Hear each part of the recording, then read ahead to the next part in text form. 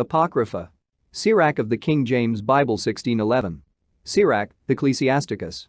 All wisdom cometh from the Lord, and is with him forever. Who can number the sand of the sea, and the drops of rain, and the days of eternity? Who can find out the height of heaven, and the breadth of the earth, and the deep, and wisdom? Wisdom hath been created before all things, and the understanding of prudence from everlasting. The word of God Most High is the fountain of wisdom, and her ways are everlasting commandments. To whom hath the root of wisdom been revealed, or who hath known her wise counsels?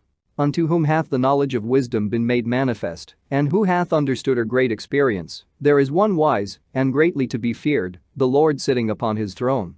He created her, and saw her, and numbered her, and poured her out upon all his works. She is with all flesh according to his gift, and he hath given her to them that love him. The fear of the Lord is honor, and glory, and gladness, and a crown of rejoicing. The fear of the Lord maketh a merry heart, and giveth joy, and gladness, and a long life. Whoso feareth the Lord, it shall go well with him at the last, and he shall find favor in the day of his death. To fear the Lord is the beginning of wisdom, and it was created with the faithful in the womb. She hath built an everlasting foundation with men, and she shall continue with their seed. To fear the Lord is fullness of wisdom, and filleth men with her fruits. She filleth all their house with things desirable, and the garners with her increase. The fear of the Lord is a crown of wisdom, making peace and perfect health to flourish, both which are the gifts of God, and it enlargeth their rejoicing that love him. Wisdom raineth down skill and knowledge of understanding, and exalteth them to honor that hold her fast. The root of wisdom is to fear the Lord, and the branches thereof are long life. The fear of the Lord driveth away sins, and where it is present, it turneth away wrath. A furious man cannot be justified, for the sway of his fury shall be his destruction. A patient man will tarry for a time, and afterward joy shall spring up unto him. He will hide his words for a time, and the lips of many shall declare his wisdom. The parables of knowledge are in the treasures of wisdom, but godliness is an abomination to a sinner. If thou desire wisdom, keep the commandments, and the Lord shall give her unto thee. For the fear of the Lord is wisdom and instruction, and faith and meekness are his delight. Distrust not the fear of the Lord when thou art poor, and come not unto him with a double heart. Be not an hypocrite in the sight of men, and take good heed what thou speakest. Exalt not thyself, lest thou fall, and bring dishonor upon thy soul, and so God discover thy secrets, and cast thee down in the midst of the congregation, because thou camest not in truth to the fear of the Lord, but thy heart is full of deceit. My son, if thou come to serve the Lord, prepare thy soul for temptation. Set thy heart aright, and constantly endure, and make not haste in time of trouble. Cleave unto him, and depart not away, that thou mayst be increased at thy last end. Whatsoever is brought upon thee take cheerfully, and be patient when thou art changed to a low estate. For gold is tried in the fire, and acceptable men in the furnace of adversity. Believe in him, and he will help thee. Order thy way aright, and trust in him. Ye that fear the Lord, wait for his mercy, and go not aside, lest ye fall. Ye that fear the Lord, believe him, and your reward shall not fail. Ye that fear the Lord, hope for good, and for everlasting joy and mercy.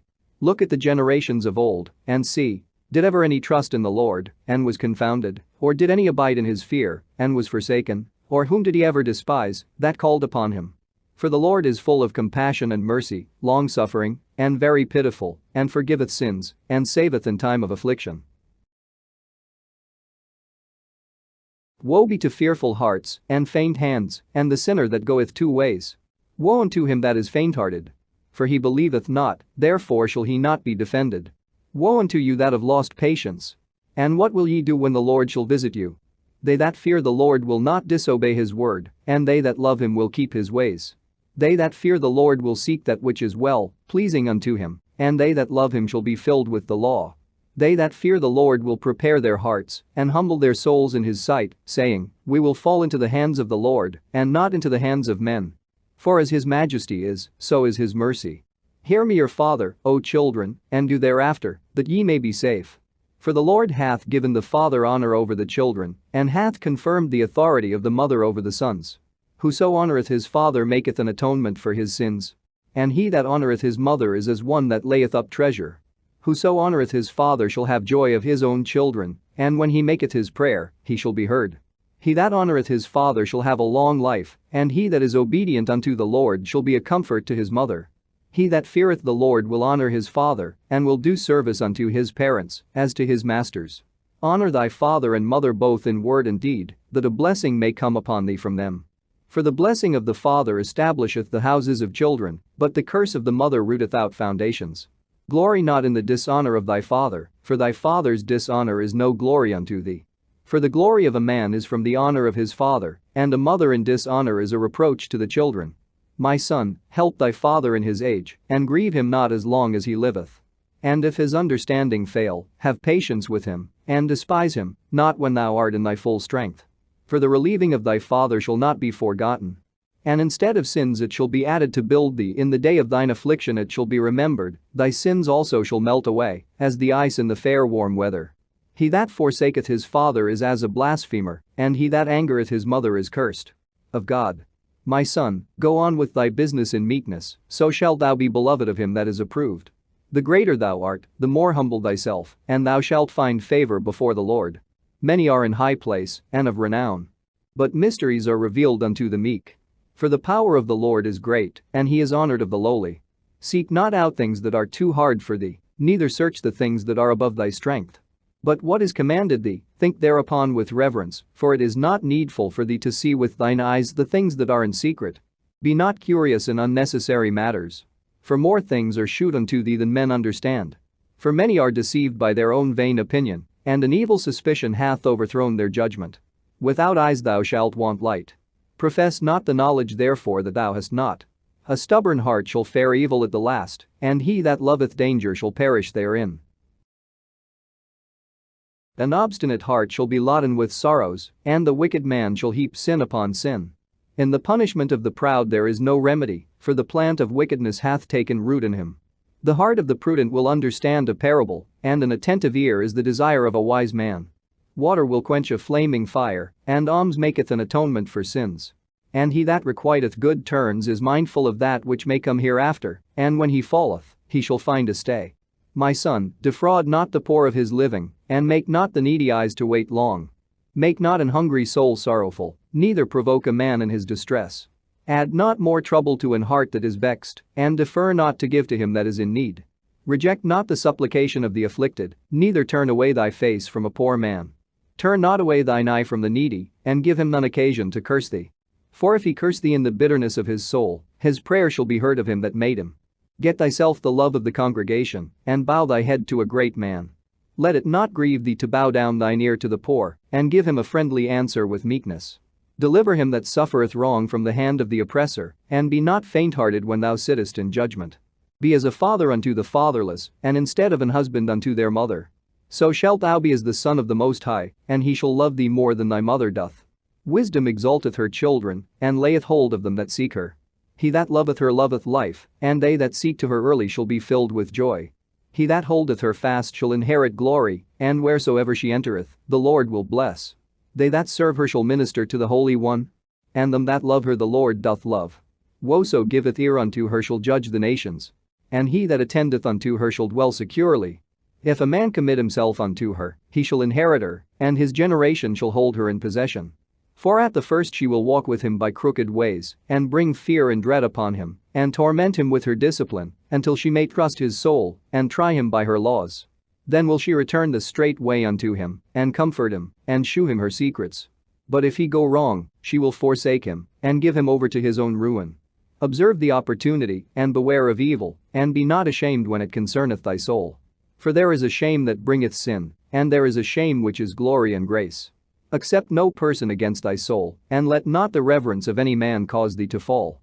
And refrain not to speak, when there is occasion to do good, and hide not thy wisdom in her beauty. For by speech wisdom shall be known, and learning by the word of the tongue. In no wise speak against the truth, but be abashed of the error of thine ignorance. Be not ashamed to confess thy sins, and force not the course of the river. Make not thyself an underling to a foolish man, neither accept the person of the mighty. Strive for the truth unto death, and the Lord shall fight for thee. Be not hasty in thy tongue, and in thy deeds slack and remiss. Be not as a lion in thy house, nor frantic among thy servants. Let not thine hand be stretched out to receive, and shut when thou shouldest repay. Set thy heart upon thy goods, and say not, I have enough for my life. Follow not thine own mind and thy strength, to walk in the ways of thy heart. And say not, who shall control me for my works? For the Lord will surely revenge thy pride. Say not, I have sinned, and what harm hath happened unto me? For the Lord is longsuffering, he will in no wise let thee go. Concerning propitiation, be not without fear to add sin unto sin. And say not his mercy is great, he will be pacified for the multitude of my sins. For mercy and wrath come from him, and his indignation resteth upon sinners. Make no tarrying to turn to the Lord, and put not off from day to day. For suddenly shall the wrath of the Lord come forth, and in thy security thou shalt be destroyed, and perish in the day of vengeance. Set not thine heart upon goods unjustly gotten, for they shall not profit thee in the day of calamity. Winnow not with every wind, and go not into every way. For so doth the sinner that hath a double tongue.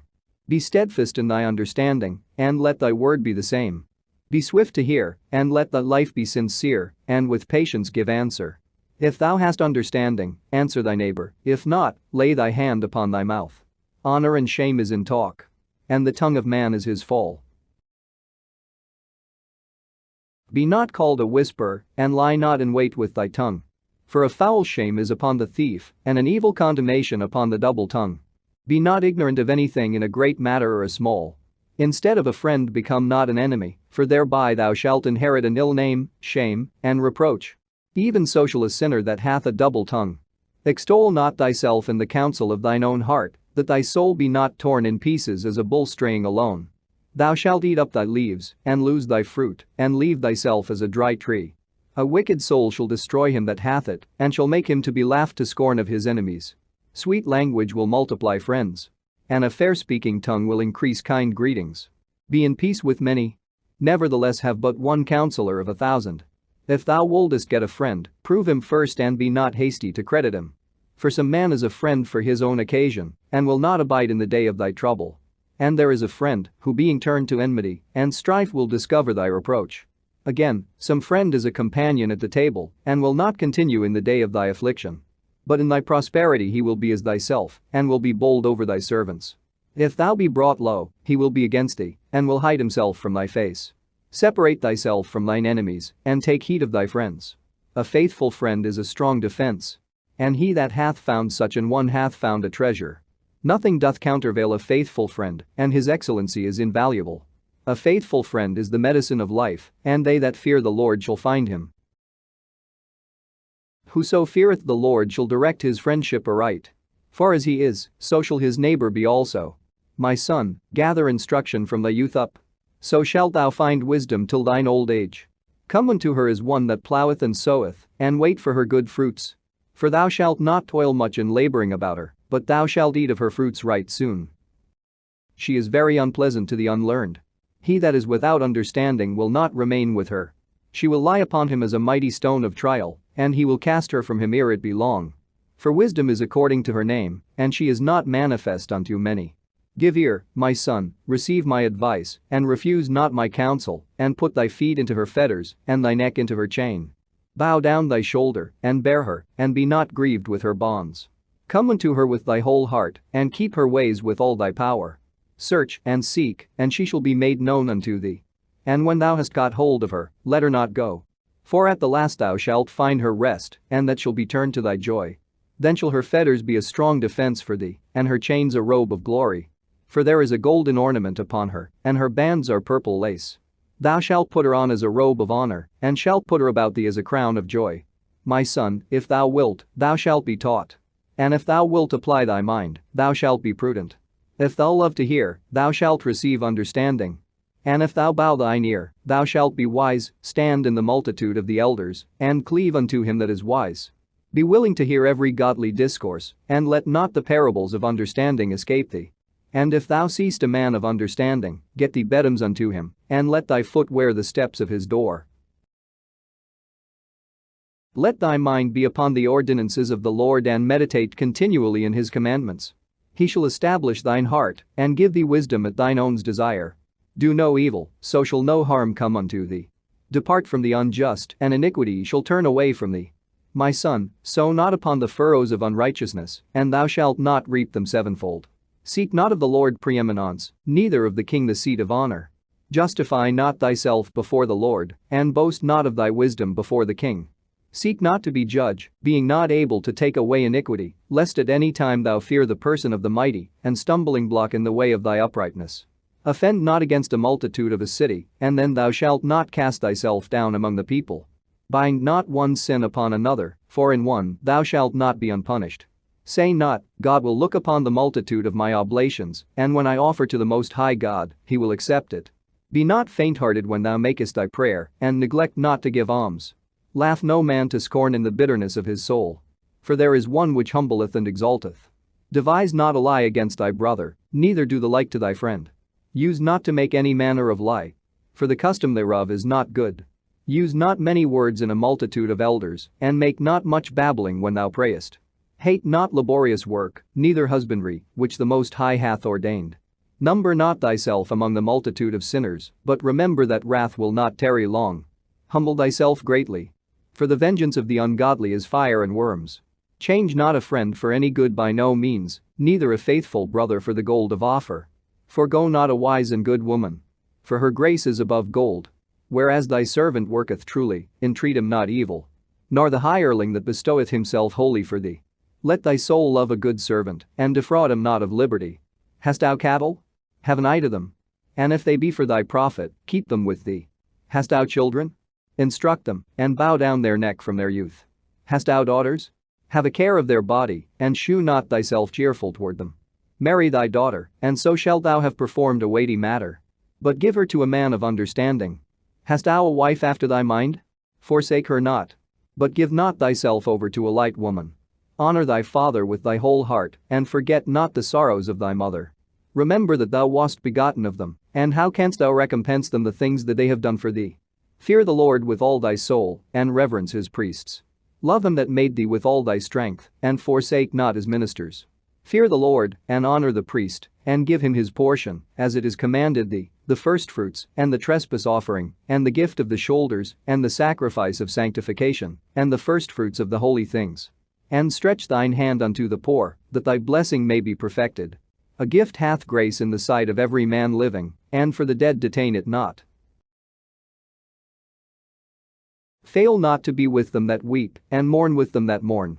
Be not slow to visit the sick. For that shall make thee to be beloved. Whatsoever thou takest in hand, remember the end, and thou shalt never do amiss. Strive not with a mighty man lest thou fall into his hands. Be not at variance with a rich man, lest he overweigh thee. For gold hath destroyed many, and perverted the hearts of kings. Strive not with a man that is full of tongue, and heap not wood upon his fire. Jest not with a rude man, lest thy ancestors be disgraced. Reproach not a man that turneth from sin, but remember that we are all worthy of punishment. Dishonor not a man in his old age. For even some of us wax old. Rejoice not over thy greatest enemy being dead, but remember that we die all.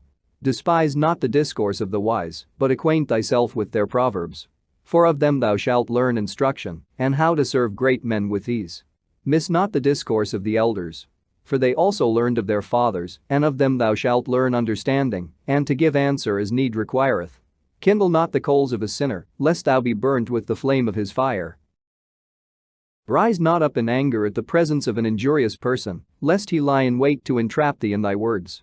Lend not unto him that is mightier than thyself, for if thou lendest him, count it but lost. Be not surety above thy power. For if thou be surety, take care to pay it. Go not to law with a judge, for they will judge for him according to his honor. Travel not by the way with a bold fellow, lest he become grievous unto thee. For he will do according to his own will, and thou shalt perish with him through his folly. Strive not with an angry man, and go not with him into a solitary place. For blood is as nothing in his sight, and where there is no help, he will overthrow thee. Consult not with a fool, for he cannot keep counsel. Do no secret thing before a stranger, for thou knowest not what he will bring forth. Open not thine heart to every man, lest he requite thee with a shrewd turn. Be not jealous over the wife of thy bosom, and teach her not an evil lesson against thyself. Give not thy soul unto a woman to set her foot upon thy substance. Meet not with an harlot, lest thou fall into her snares. Use not much the company of a woman that is a singer, lest thou be taken with her attempts.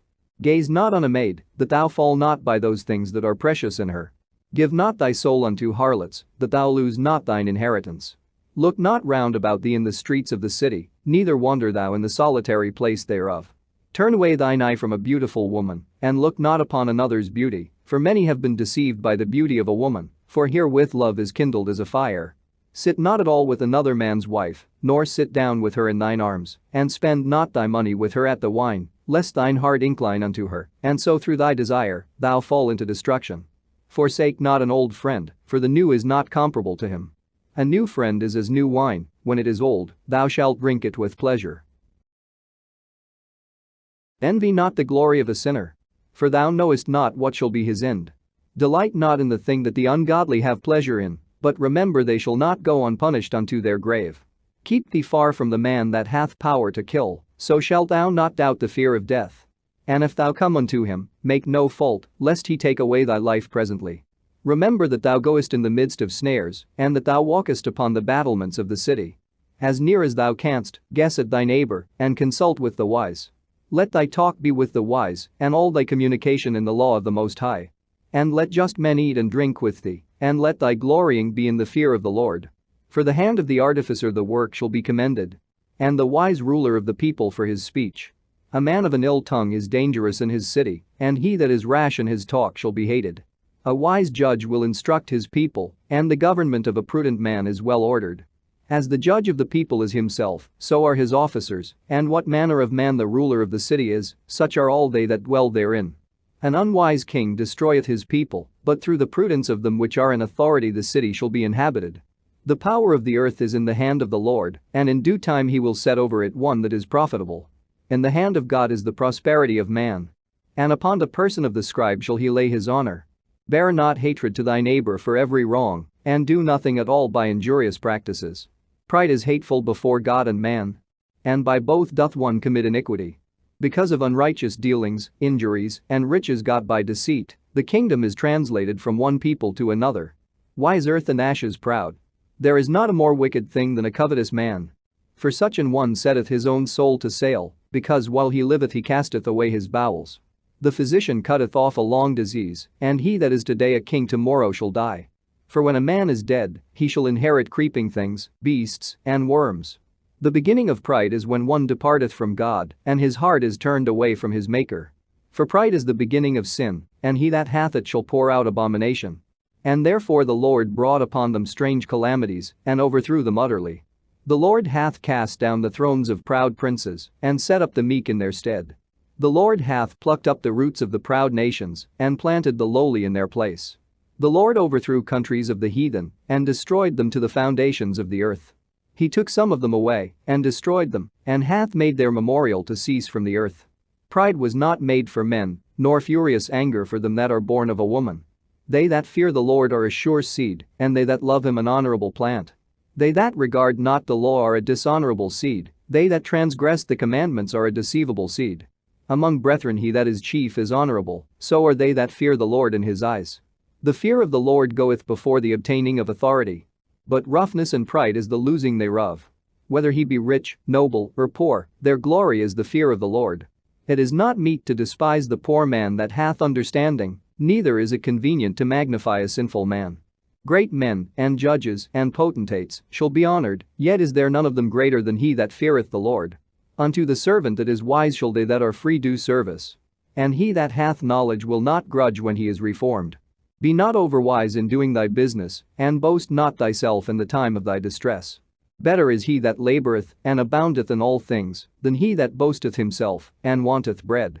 My son, glorify thy soul in meekness, and give it honour according to the dignity thereof. Who will justify him that sinneth against his own soul? And who will honour him that dishonoureth his own life? The poor man is honoured for his skill, and the rich man is honoured for his riches. He that is honoured in poverty, how much more in riches? And he that is dishonourable in riches, how much more in poverty? Wisdom lifteth up the head of him that is of low degree, and maketh him to sit among great men. Commend not a man for his beauty, neither abhor a man for his outward appearance. The bee is little among such as fly, but her fruit is the chief of sweet things. Boast not of thy clothing and raiment, and exalt not thyself in the day of honour. For the works of the Lord are wonderful, and his works among men are hidden. Many kings have sat down upon the ground, and one that was never thought of hath worn the crown. Many mighty men have been greatly disgraced, and the honourable delivered into other men's hands. Blame not before thou hast examined the truth. Understand first, and then rebuke. Answer not before thou hast heard the cause. Neither interrupt men in the midst of their talk. Strive not in a matter that concerneth thee not, and sit not in judgment with sinners. My son, meddle not with many matters. For if thou meddle much, thou shalt not be innocent, and if thou follow after, thou shalt not obtain, neither shalt thou escape by fleeing. There is one that laboureth, and taketh pains, and maketh haste, and is so much the more behind. Again, there is another that is slow, and hath need of help, wanting ability, and full of poverty, yet the eye of the Lord looked upon him for good, and set him up from his low estate, and lifted up his head from misery, so that many that saw from him is peace over all the prosperity and adversity, life and death, poverty and riches, come of the Lord. Wisdom, knowledge, and understanding of the law are of the Lord. Love, and the way of good works, are from him. Error and darkness had their beginning together with sinners. And evil shall wax old with them that glory therein. The gift of the Lord remaineth with the ungodly, and his favor bringeth prosperity forever. There is that waxeth rich by his wariness and pinching, and this is the portion of his reward. Whereas he saith, I have found rest, and now will eat continually of my goods, and yet he knoweth not what time shall come upon him, and that he must leave those things to others, and die. Be steadfast in thy covenant, and be conversant therein, and wax old in thy work. Marvel not at the works of sinners, but trust in the Lord, and abide in thy labor. For it is an easy thing in the sight of the Lord on the sudden to make a poor man rich. The blessing of the Lord is in the reward of the godly, and suddenly he maketh his blessing flourish. Say not, what profit is there of my service? And what good things shall I have hereafter? Again, say not, I have enough, and possess many things, and what evil shall I have hereafter? In the day of prosperity there is a forgetfulness of affliction. And in the day of affliction there is no more remembrance of prosperity. For it is an easy thing unto the Lord in the day of death to reward a man according to his ways. The affliction of an hour maketh a man forget pleasure. And in his end his deeds shall be discovered. Judge none blessed before his death. For a man shall be known in his children. Bring not every man into thine house. For the deceitful man hath many trains. Like as a partridge taken and kept in a cage, so is the heart of the proud, and like as a spy, watcheth he for thy fall. For he lieth in wait, and turneth good into evil, and in things worthy praise will lay blame upon thee. Of a spark of fire a heap of coals is kindled. And a sinful man layeth wait for blood. Take heed of a mischievous man, for he worketh wickedness, lest he bring upon thee a perpetual blot. Receive a stranger into thine house, and he will disturb thee, and turn thee out of thine own. When thou wilt do good know to whom thou doest it, so shalt thou be thanked for thy benefits. Do good to the godly man, and thou shalt find a recompense, and if not from him, yet from the Most High. There can no good come to him that is always occupied in evil, nor to him that giveth no alms. Give to the godly man, and help not a sinner. Do well unto him that is lowly, but give not to the ungodly. Hold back thy bread, and give it not unto him, lest he overmaster thee thereby. For else thou shalt receive twice as much evil for all the good thou shalt have done unto him. For the Most High hateth sinners, and will repay vengeance unto the ungodly, and keepeth them against the mighty day of their punishment. Give unto the good, and help not the sinner. A friend cannot be known in prosperity, and an enemy cannot be hidden in adversity. In the prosperity of a man enemies will be grieved, but in his adversity even a friend will depart. Never trust thine enemy. For like as iron rusteth, so is his wickedness. Though he humble himself and go crouching, yet take good heed and beware of him, and thou shalt be unto him as if thou hadst wiped a looking glass, and thou shalt know that his rust hath not been altogether wiped away. Set him not by thee, lest, when he hath overthrown thee, he stand up in thy place, neither let him sit at thy right hand, lest he seek to take thy seat, and thou at the last remember my words, and be pricked therewith. Who will pity a charmer that is bitten with a serpent, or any such as come nigh wild beasts? So one that goeth to a sinner, and is defiled with him in his sins, who will pity? For a while he will abide with thee, but if thou begin to fall, he will not tarry. An enemy speaketh sweetly with his lips, but in his heart he imagineth how to throw thee into a pit. He will weep with his eyes, but if he find opportunity, he will not be satisfied with blood. If adversity come upon thee, thou shalt find him there first, and though he pretend to help thee, yet shall he undermine thee. He will shake his head, and clap his hands, and whisper much, and change his countenance. He that toucheth pitch shall be defiled therewith, and he that hath fellowship with a proud man shall be like unto him. Burden not thyself above thy power while thou livest, and have no fellowship with one that is mightier and richer than thyself. For how agree the kettle and the earthen pot together? For if the one be smitten against the other, it shall be broken. The rich man hath done wrong, and yet he threateneth withal. The poor is wronged, and he must entreat also. If thou be for his profit, he will use thee. But if thou have nothing, he will forsake thee. If thou have anything, he will live with thee. Yea, he will make thee bare, and will not be sorry for it. If he have need of thee, he will deceive thee, and smile upon thee, and put thee in hope. He will speak thee fair, and say, What wantest thou? And he will shame thee by his meats, until he have drawn thee dry twice or thrice, and at the last he will laugh thee to scorn afterward. When he seeth thee, he will forsake thee, and shake his head at thee. Beware that thou be not deceived and brought down in thy jollity. If thou be invited of a mighty man, withdraw thyself, and so much the more will he invite thee.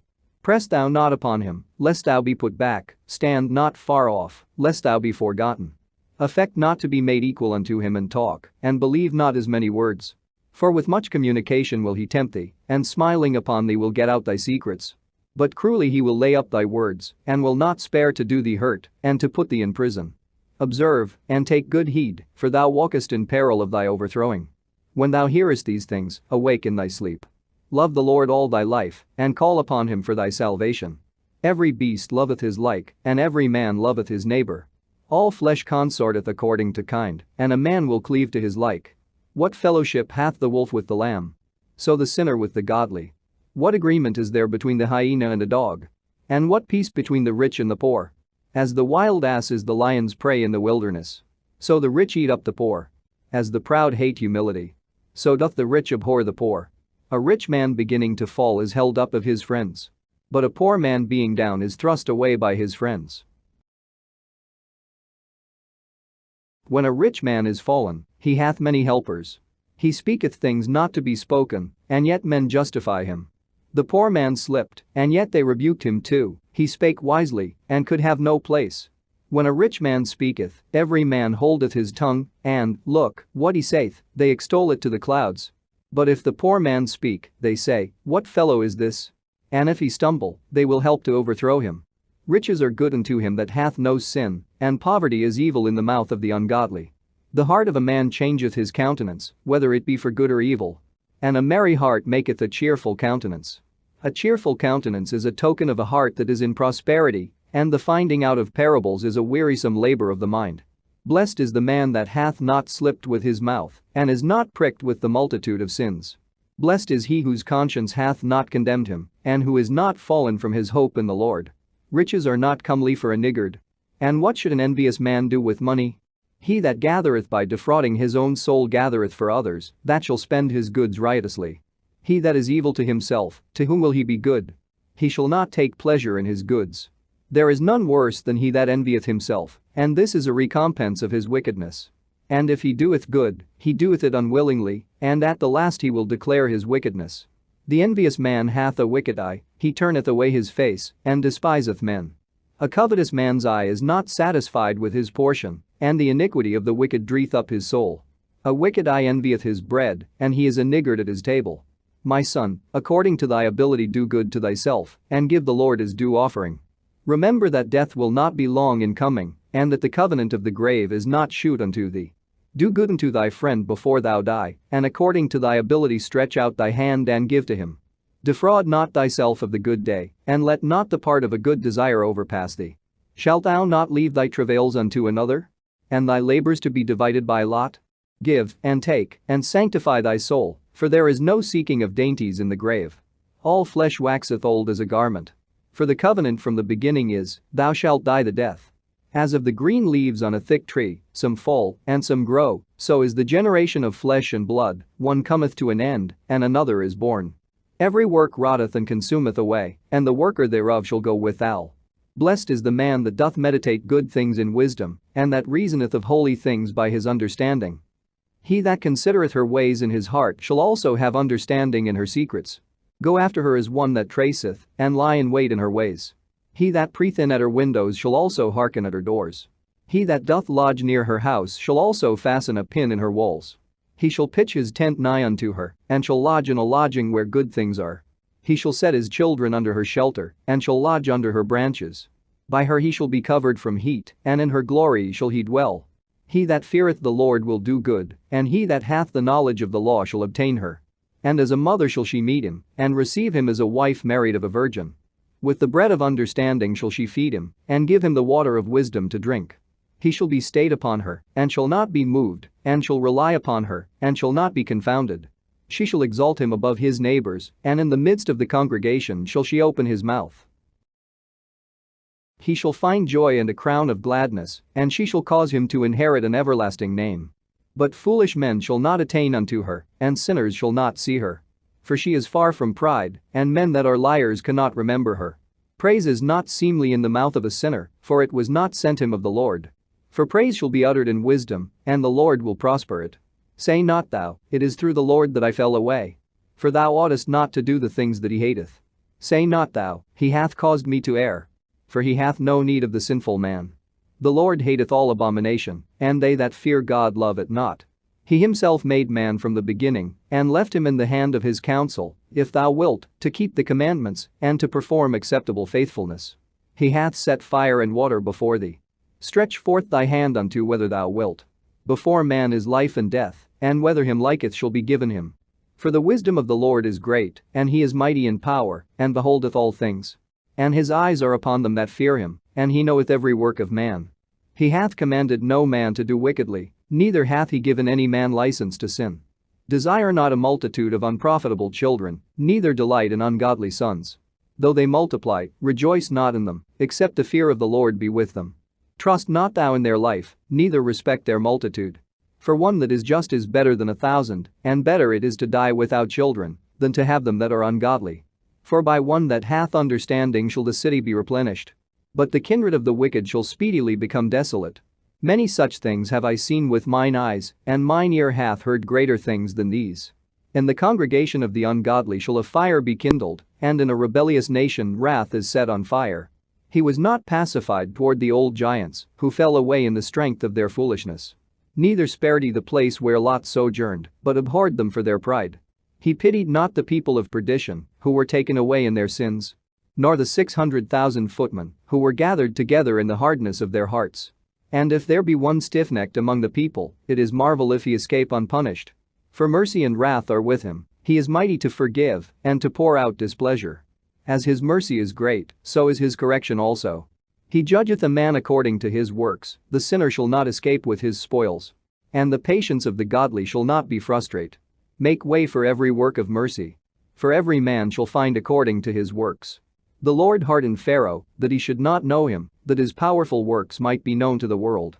His mercy is manifest to every creature, and he hath separated his light from the darkness with an adamant. Say not thou, I will hide myself from the Lord. Shall any remember me from above? I shall not be remembered among so many people. For what is my soul among such an infinite number of creatures? Behold, the heaven, and the heaven of heavens, the deep, and the earth, and all that therein is, shall be moved when he shall visit. The mountains also and foundations of the earth be shaken with trembling, when the Lord looketh upon them. No heart can think upon these things worthily. And who is able to conceive his ways? It is a tempest which no man can see. For the most part of his works are hid. Who can declare the works of his justice? Or who can endure them? For his covenant is afar off, and the trial of all things is in the end. He that wanteth understanding will think upon vain things. And a foolish man erring imagineth follies. My son, hearken unto me, and learn knowledge, and mark my words with thy heart. I will shew forth doctrine in weight, and declare his knowledge exactly. The works of the Lord are done in judgment from the beginning. And from the time he made them he disposed the parts thereof. He garnished his works forever, and in his hand are the chief of them unto all generations. They neither labor, nor are weary, nor cease from their works. None of them hindereth another, and they shall never disobey his word. After this the Lord looked upon the earth, and filled it with his blessings. With all manner of living things hath he covered the face thereof, and they shall return into it again. The Lord created man of the earth, and turned him into it again. He gave them few days, and a short time, and power also over the things therein. He endued them with strength by themselves, and made them according to his image, and put the fear of man upon all flesh, and gave him dominion over beasts and fowls.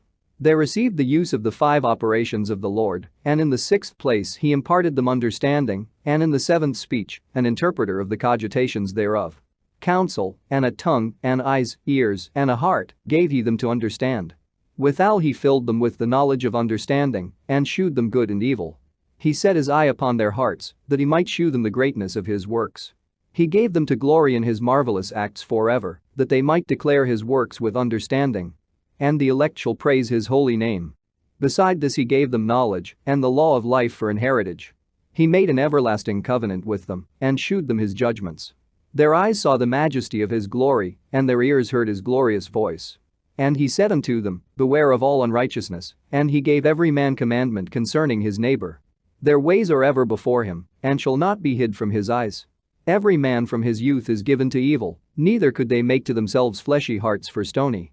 For in the division of the nations of the whole earth he set a ruler over every people, but Israel is the Lord's portion. Whom, being his firstborn, he nourisheth with discipline, and giving him the light of his love doth not forsake him. Therefore all their works are as the sun before him, and his eyes are continually upon their ways. None of their unrighteous deeds are hid from him, but all their sins are before the Lord. But the Lord being gracious and knowing his workmanship, neither left nor forsook them, but spared them. The alms of a man is as a signet with him, and he will keep the good deeds of man as the apple of the eye, and give repentance to his sons and daughters. Afterwards he will rise up and reward them, and render their recompense upon their heads. But unto them that repent, he granted them return, and comforted those that failed in patience. Return unto the Lord, and forsake thy sins, make thy prayer before his face, and offend less. Turn again to the Most High, and turn away from iniquity. For he will lead thee out of darkness into the light of health, and hate thou abomination vehemently. Who shall praise the Most High in the grave, instead of them which live and give thanks? Thanksgiving perisheth from the dead, as from one that is not. The living and sound in heart shall praise the Lord. How great is the lovingkindness of the Lord our God, and his compassion unto such as turn unto him in holiness. For all things cannot be in men, because the Son of Man is not immortal. What is brighter than the sun? Yet the light thereof faileth, and flesh and blood will imagine evil. He vieweth the power of the height of heaven, and all men are but earth and ashes. He that liveth forever hath created all things in general. The Lord only is righteous, and there is none other but he, who governeth the world with the palm of his hand, and all things obey his will. For he is the King of all, by his power dividing holy things among them from profane. To whom hath he given power to declare his works? And who shall find out his noble acts? Who shall number the strength of his majesty? And who shall also tell out his mercies? As for the wondrous works of the Lord, there may nothing be taken from them, neither may anything be put unto them, neither can the ground of them be found out.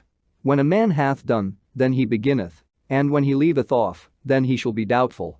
What is man, and whereto serveth he? What is his good, and what is his evil? The number of a man's days at the most are 100 years.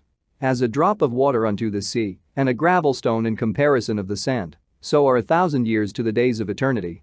Therefore is God patient with them, and poureth forth his mercy upon them. He saw and perceived their end to be evil, therefore he multiplied his compassion. The mercy of man is toward his neighbor, but the mercy of the Lord is upon all flesh. He reproveth, and nurtureth, and teacheth and bringeth again, as a shepherd his flock. He hath mercy on them that receive discipline, and that diligently seek after his judgments. My son, blemish not thy good deeds, neither use uncomfortable words, when thou givest anything. Shall not the dew assuage the heat? So is a word better than a gift. Lo, is not a word better than a gift? But both are with a gracious man. A fool will upbraid churlishly, and a gift of the envious consumeth the eyes. Learn before thou speak, and use physic or ever thou be sick. Before judgment examine thyself, and in the day of visitation thou shalt find mercy. Humble thyself before thou be sick, and in the time of sin's sure repentance. Let nothing hinder thee to pay thy vow in due time, and defer not until death to be justified. Before thou prayest, prepare thyself, and be not as one that tempteth the Lord. Think upon the wrath that shall be at the end, and the time of vengeance, when he shall turn away his face. When thou hast enough, remember the time of hunger, and when thou art rich, think upon poverty and need. From the morning until the evening the time is changed, and all things are soon done before the Lord. A wise man will fear in everything, and in the day of sinning he will beware of offense, but a fool will not observe time. Every man of understanding knoweth wisdom, and will give praise unto him that found her. They that were of understanding in sayings became also wise themselves, and poured forth exquisite parables. Go not after thy lusts, but refrain thyself from thine appetites. If thou givest thy soul the desires that please her, she will make thee a laughingstock to thine enemies that malign thee. Take not pleasure in much good cheer, neither be tied to the expense thereof. Be not made a beggar by banqueting upon borrowing, when thou hast nothing in thy purse. For thou shalt lie in wait for thine own life, and be talked on. A laboring man that is given to drunkenness shall not be rich. And he that contemneth small things shall fall by little and little. Wine and women will make men of understanding to fall away. And he that cleaveth to harlots will become impudent. Moths and worms shall have him to heritage, and a bold man shall be taken away. He that is hasty to give credit is light-minded, and he that sinneth shall offend against his own soul. Whoso taketh pleasure in wickedness shall be condemned. But he that resisteth pleasures crowneth his life. He that can rule his tongue shall live without strife, and he that hateth babbling shall have less evil. Rehearse not unto another that which is told unto thee, and thou shalt fare never the worse. Whether it be to friend or foe, talk not of other men's lives, and if thou canst without offence, reveal them not. For he heard and observed thee, and when time cometh he will hate thee. If thou hast heard a word, let it die with thee, and be bold, it will not burst thee. A fool travaileth with a word, as a woman in labor of a child. As an arrow that sticketh in a man's thigh, so is a word within a fool's belly. Admonish a friend, it may be he hath not done it. And if he have done it, that he do it no more. Admonish thy friend, it may be he hath not said it. And if he have, that he speak it not again. Admonish a friend. For many times it is a slander, and believe not every tale. There is one that slippeth in his speech, but not from his heart, and who is he that hath not offended with his tongue? Admonish thy neighbor before thou threaten him, and not being angry, give place to the law of the Most High. The fear of the Lord is the first step to be accepted of him, and wisdom obtaineth his love. The knowledge of the commandments of the Lord is the doctrine of life. And they that do things that please him shall receive the fruit of the tree of immortality. The fear of the Lord is all wisdom, and in all wisdom is the performance of the law, and the knowledge of his omnipotency. If a servant say to his master, I will not do as it pleaseth thee, though afterward he do it, he angereth him that nourisheth him. The knowledge of wickedness is not wisdom, neither at any time the counsel of sinners prudence. There is a wickedness, and the same an abomination, and there is a fool wanting in wisdom. He that hath small understanding, and feareth God, is better than one that hath much wisdom, and transgresseth the law of the Most High. There is an exquisite subtlety, and the same is unjust, and there is one that turneth aside to make judgment appear, and there is a wise man that justifieth in judgment. There is a wicked man that hangeth down his head sadly, but inwardly he is full of deceit, casting down his countenance, and making as if he heard not. Where he is not known, he will do thee a mischief before thou be aware. And if for want of power he be hindered from sinning, yet when he findeth opportunity he will do evil. A man may be known by his look, and one that hath understanding by his countenance, when thou meetest him. A man's attire, and excessive laughter, and gait, shew what he is. There is a reproof that is not comely. Again, some man holdeth his tongue, and he is wise. It is much better to reprove, than to be angry secretly. And he that confesseth his fault shall be preserved from hurt. How good is it, when thou art reproved, to shew repentance? For so shalt thou escape wilful sin. As is the lust of an eunuch to deflower a virgin, so is he that executeth judgment with violence. There is one that keepeth silence, and is found wise. And another by much babbling becometh hateful. Some man holdeth his tongue, because he hath not to answer. And some keepeth silence, knowing his time. A wise man will hold his tongue till he see opportunity. But a babbler and a fool will regard no time. He that useth many words shall be abhorred, and he that taketh to himself authority therein shall be hated. There is a sinner that hath good success in evil things, and there is a gain that turneth to loss. There is a gift that shall not profit thee, and there is a gift whose recompense is double. There is an abasement because of glory, and there is that lifteth up his head from a low estate. There is that buyeth much for a little, and repayeth it sevenfold. A wise man by his words maketh him beloved. But the graces of fools shall be poured out. The gift of a fool shall do thee no good when thou hast it, neither yet of the envious for his necessity. For he looketh to receive many things for one. He giveth little, and upbraideth much, he openeth his mouth like a crier, today he lendeth, and tomorrow will he ask it again. Such an one is to be hated of God and man. The fool saith, I have no friends, I have no thank for all my good deeds, and they that eat my bread speak evil of me. How oft, and of how many shall he be laughed to scorn? For he knoweth not aright what it is to have, and it is all one unto him as if he had it not. To slip upon a pavement is better than to slip with the tongue. So the fall of the wicked shall come speedily. An unseasonable tale will always be in the mouth of the unwise. A wise sentence shall be rejected when it cometh out of a fool's mouth, for he will not speak it in due season. There is that is hindered from sinning through want. And when he taketh rest, he shall not be troubled. There is that destroyeth his own soul through bashfulness, and by accepting of persons overthroweth himself. There is that for bashfulness promiseth to his friend, and maketh him his enemy for nothing. A lie is a foul blot in a man, yet it is continually in the mouth of the untaught. A thief is better than a man that is accustomed to lie. But they both shall have destruction to heritage. The disposition of a liar is dishonorable, and his shame is ever with him. A wise man shall promote himself to honor with his words. And he that hath understanding will please great men. He that tilleth his land shall increase his heap. And he that pleaseth great men shall get pardon for iniquity. Presents and gifts blind the eyes of the wise, and stop up his mouth that he cannot reprove. Wisdom that is hid, and treasure that is hoarded up, what profit is in them both? Better is he that hideth his folly than a man that hideth his wisdom. Necessary patience in seeking the Lord is better than he that letteth his life without a guide. My son, hast thou sinned? Do so no more, but ask pardon for thy former sins. Flee from sin as from the face of a serpent. For if thou comest too near it, it will bite thee. The teeth thereof are as the teeth of a lion, slaying the souls of men. All iniquity is as a two-edged sword, the wounds whereof cannot be healed. To terrify and do wrong will waste riches. Thus the house of proud men shall be made desolate. A prayer out of a poor man's mouth reaches to the ears of God, and his judgment cometh speedily. He that hateth to be reproved is in the way of sinners. But he that feareth the Lord will repent from his heart. An eloquent man is known far and near, but a man of understanding knoweth when he slippeth. He that buildeth his house with other men's money is like one that gathereth himself stones for the tomb of his burial. The congregation of the wicked is like tow wrapped together. And the end of them is a flame of fire to destroy them. The way of sinners is made plain with stones, but at the end thereof is the pit of hell. He that keepeth the law of the Lord getteth the understanding thereof. And the perfection of the fear of the Lord is wisdom. He that is not wise will not be taught. But there is a wisdom which multiplieth bitterness. The knowledge of a wise man shall abound like a flood. And his counsel is like a pure fountain of life. The inner parts of a fool are like a broken vessel, and he will hold no knowledge as long as he liveth. If a skillful man hear a wise word, he will commend it, and add unto it.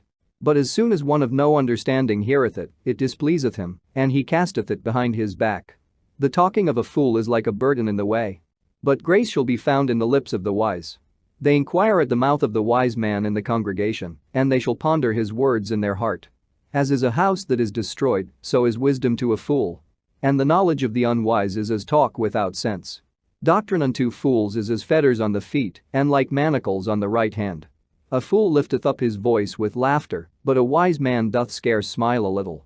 Learning is unto a wise man as an ornament of gold, and like a bracelet upon his right arm. A foolish man's foot is soon in his neighbor's house. But a man of experience is ashamed of him.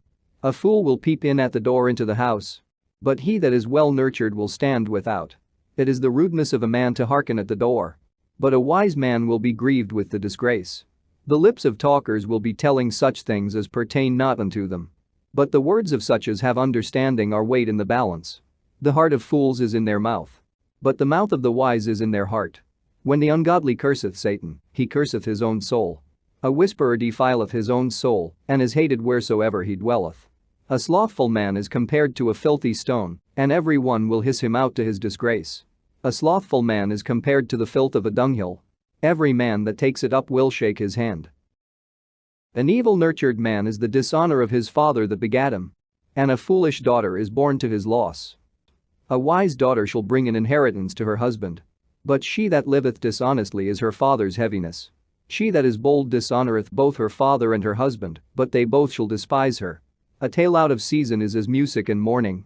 But stripes and correction of wisdom are never out of time. Whoso teacheth a fool is as one that glueth a potsherd together, and as he that waketh one from a sound sleep. He that telleth a tale to a fool speaketh to one in a slumber. When he hath told his tale, he will say, What is the matter? If children live honestly, and have wherewithal, they shall cover the baseness of their parents. But children, being haughty, through disdain and want of nurture, do stain the nobility of their kindred. Weep for the dead, for he hath lost the light. And weep for the fool, for he wanteth understanding. Make little weeping for the dead, for he is at rest. But the life of the fool is worse than death. 7 days do men mourn for him that is dead, but for a fool and an ungodly man all the days of his life. Talk not much with a fool, and go not to him that hath no understanding. Beware of him, lest thou have trouble, and thou shalt never be defiled with his fooleries. Depart from him, and thou shalt find rest, and never be disquieted with madness. What is heavier than lead? And what is the name thereof, but a fool? Sand and salt and a mass of iron is easier to bear than a man without understanding. As timber girt and bound together in a building cannot be loosed with shaking, so the heart that is stablished by advised counsel shall fear at no time. A heart settled upon a thought of understanding is as a fair plastering on the wall of a gallery. Pales set on an high place will never stand against a wind. So a fearful heart in the imagination of a fool cannot stand against any fear.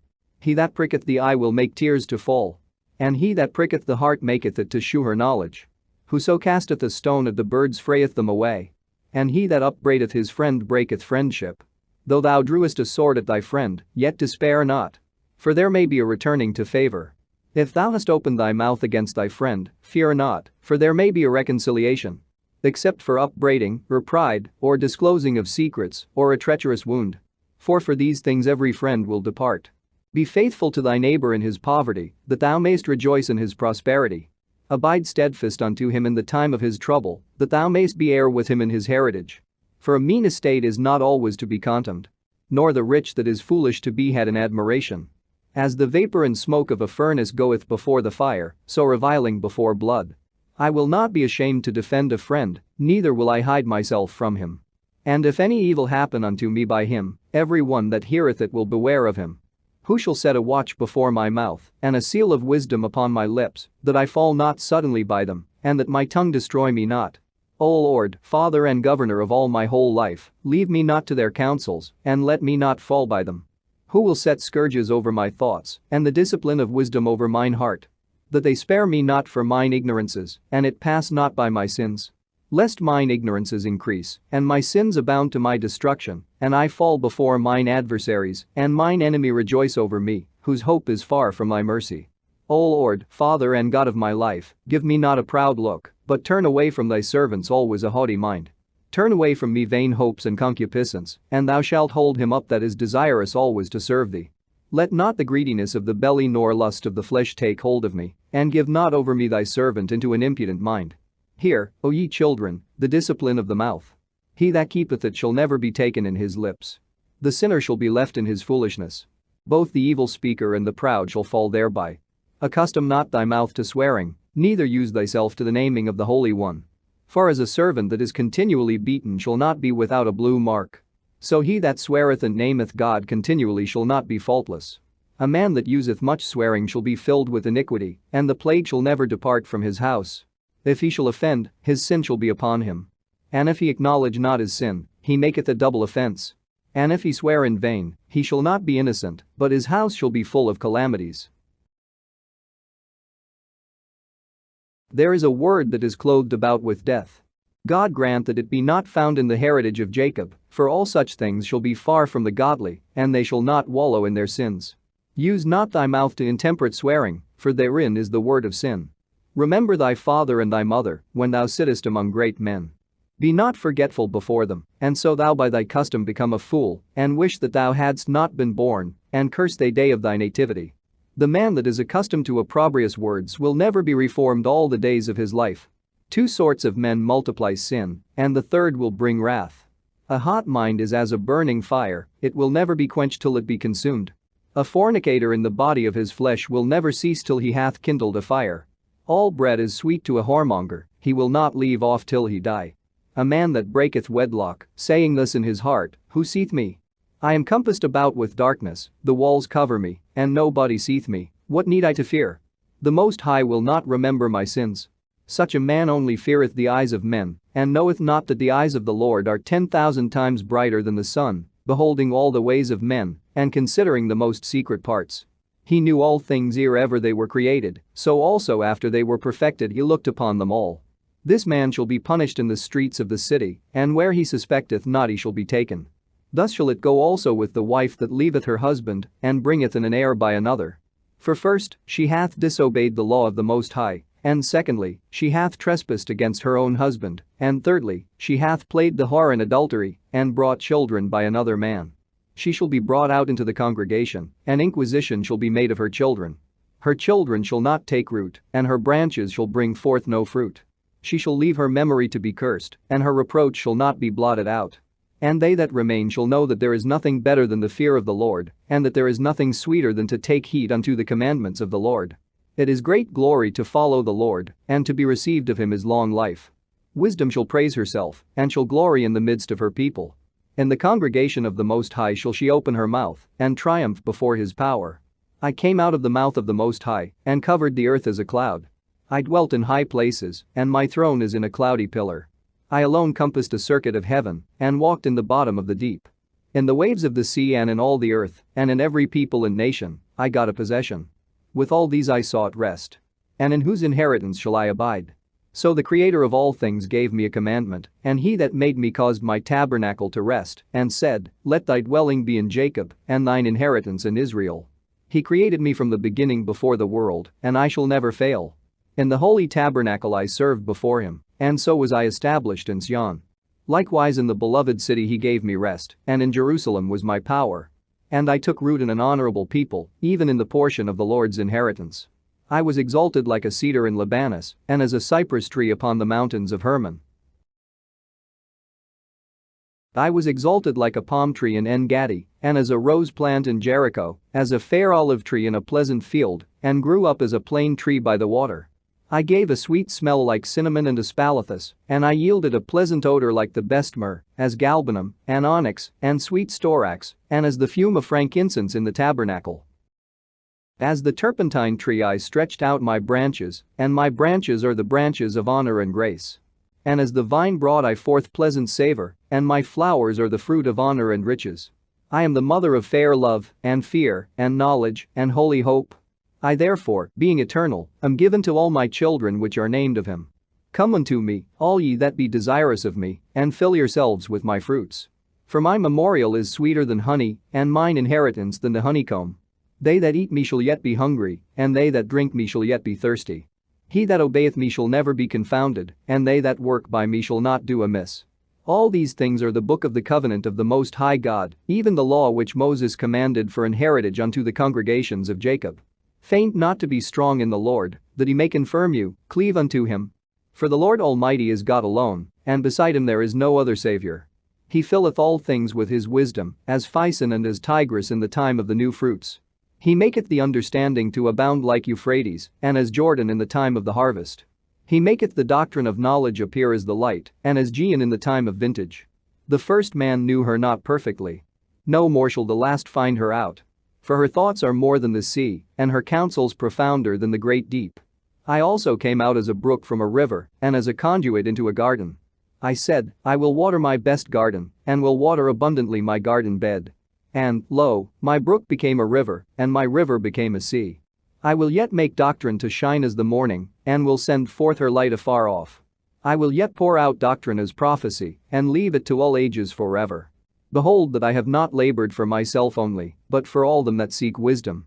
In 3 things I was beautified, and stood up beautiful both before God and men. The unity of brethren, the love of neighbors, a man and a wife that agree together. 3 sorts of men my soul hateth, and I am greatly offended at their life. A poor man that is proud, a rich man that is a liar, and an old adulterer that doteth. If thou hast gathered nothing in thy youth, how canst thou find anything in thine age? Oh, how comely a thing is judgment for grey hairs, and for ancient men to know counsel. Oh, how comely is the wisdom of old men, and understanding and counsel to men of honor. Much experience is the crown of old men, and the fear of God is their glory. There be 9 things which I have judged in mine heart to be happy, and the 10th I will utter with my tongue. A man that hath joy of his children, and he that liveth to see the fall of his enemy.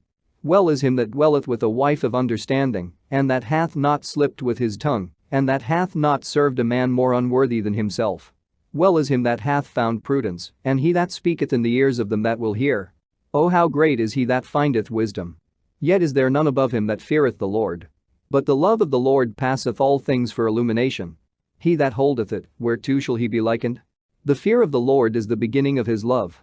And faith is the beginning of cleaving unto him. Give me any plague, but the plague of the heart. And any wickedness, but the wickedness of a woman. And any affliction, but the affliction from them that hate me. And any revenge, but the revenge of enemies. There is no head above the head of a serpent, and there is no wrath above the wrath of an enemy. I had rather dwell with a lion and a dragon than to keep house with a wicked woman. The wickedness of a woman changeth her face, and darkeneth her countenance like sackcloth. Her husband shall sit among his neighbors, and when he heareth it shall sigh bitterly. All wickedness is but little to the wickedness of a woman. Let the portion of a sinner fall upon her.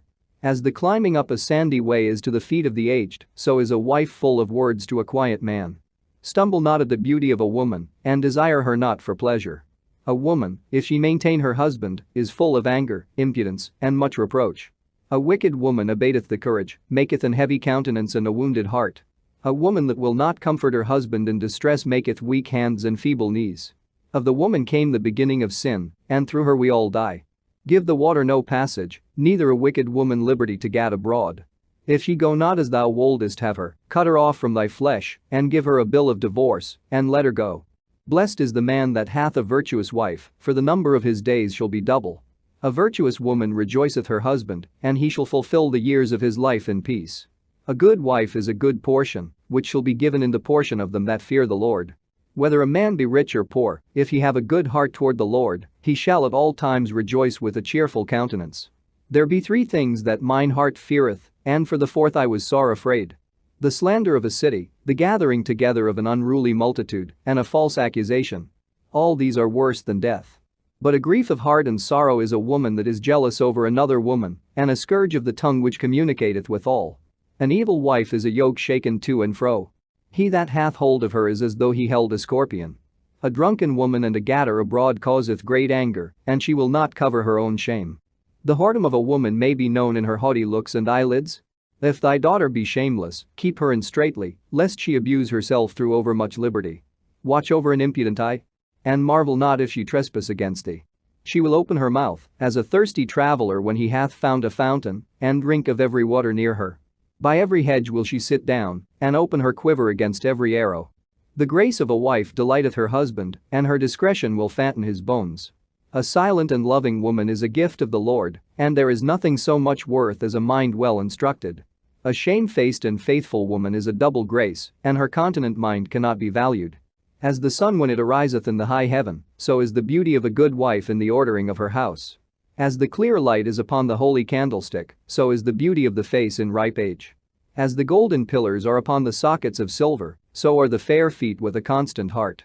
My son, keep the flower of thine age sound, and give not thy strength to strangers. When thou hast gotten a fruitful possession through all the field, sow it with thine own seed, trusting in the goodness of thy stock. So thy race which thou leavest shall be magnified, having the confidence of their good descent. An harlot shall be accounted as spittle, but a married woman is a tower against death to her husband. A wicked woman is given as a portion to a wicked man. But a godly woman is given to him that feareth the Lord. A dishonest woman contemneth shame. But an honest woman will reverence her husband. A shameless woman shall be counted as a dog, but she that is shamefaced will fear the Lord. A woman that honoureth her husband shall be judged wise of all, but she that dishonoureth him in her pride shall be counted ungodly of all. A loud crying woman and a scold shall be sought out to drive away the enemies. There be 2 things that grieve my heart, and the third maketh me angry. A man of war that suffereth poverty, and men of understanding that are not set by, and one that returneth from righteousness to sin. The Lord prepareth such an one for the sword. A merchant shall hardly keep himself from doing wrong, and an huckster shall not be freed from sin. Many have sinned for a small matter, and he that seeketh for abundance will turn his eyes away. As a nail sticketh fast between the joinings of the stones, so doth sin stick close between buying and selling. Unless a man hold himself diligently in the fear of the Lord, his house shall soon be overthrown. As when one sifteth with a sieve, the refuse remaineth, so the filth of man in his talk.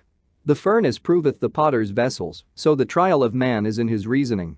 The fruit declareth if the tree have been dressed, so is the utterance of a conceit in the heart of man. Praise no man before thou hearest him speak, for this is the trial of men.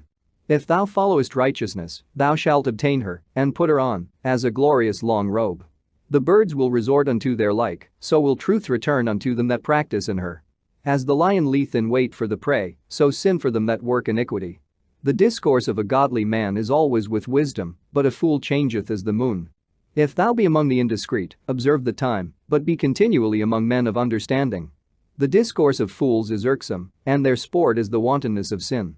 The talk of him that sweareth much maketh the hair stand upright, and their brawls make one stop his ears. The strife of the proud is bloodshedding, and their revilings are grievous to the ear.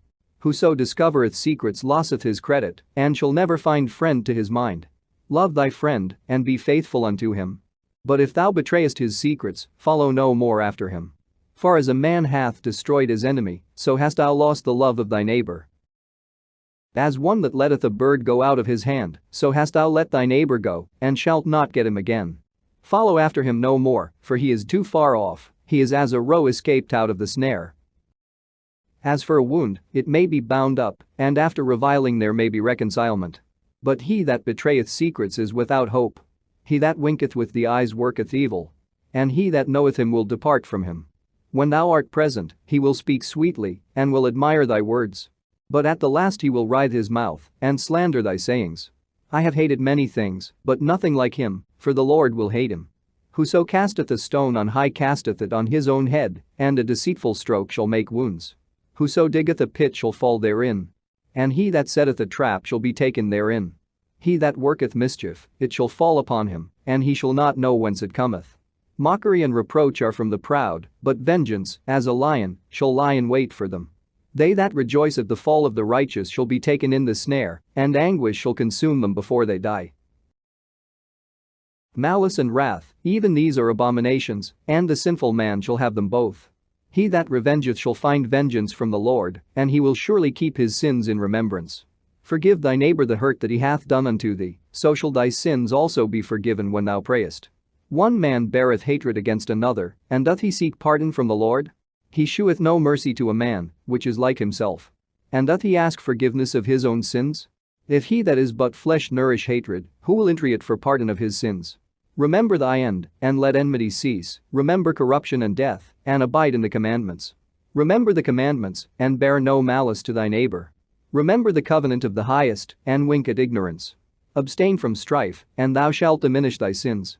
For a furious man will kindle strife, a sinful man disquieteth friends, and maketh debate among them that be at peace. As the matter of the fire is, so it burneth. And as a man's strength is, so is his wrath, and according to his riches his anger riseth. And the stronger they are which contend, the more they will be inflamed. An hasty contention kindleth a fire, and an hasty fighting sheddeth blood. If thou blow the spark, it shall burn. If thou spit upon it, it shall be quenched. And both these come out of thy mouth. Curse the whisperer and double-tongued. For such have destroyed many that were at peace. A backbiting tongue hath disquieted many, and driven them from nation to nation. Strong cities hath it pulled down, and overthrown the houses of great men. A backbiting tongue hath cast out virtuous women, and deprived them of their labors. Whoso hearkeneth unto it shall never find rest, and never dwell quietly. The stroke of the whip maketh marks in the flesh. But the stroke of the tongue breaketh the bones. Many have fallen by the edge of the sword. But not so many as have fallen by the tongue. Well is he that is defended through the venom thereof, who hath not drawn the yoke thereof, nor hath been bound in her bands. For the yoke thereof is a yoke of iron, and the bands thereof are bands of brass. The death thereof is an evil death, the grave were better than it.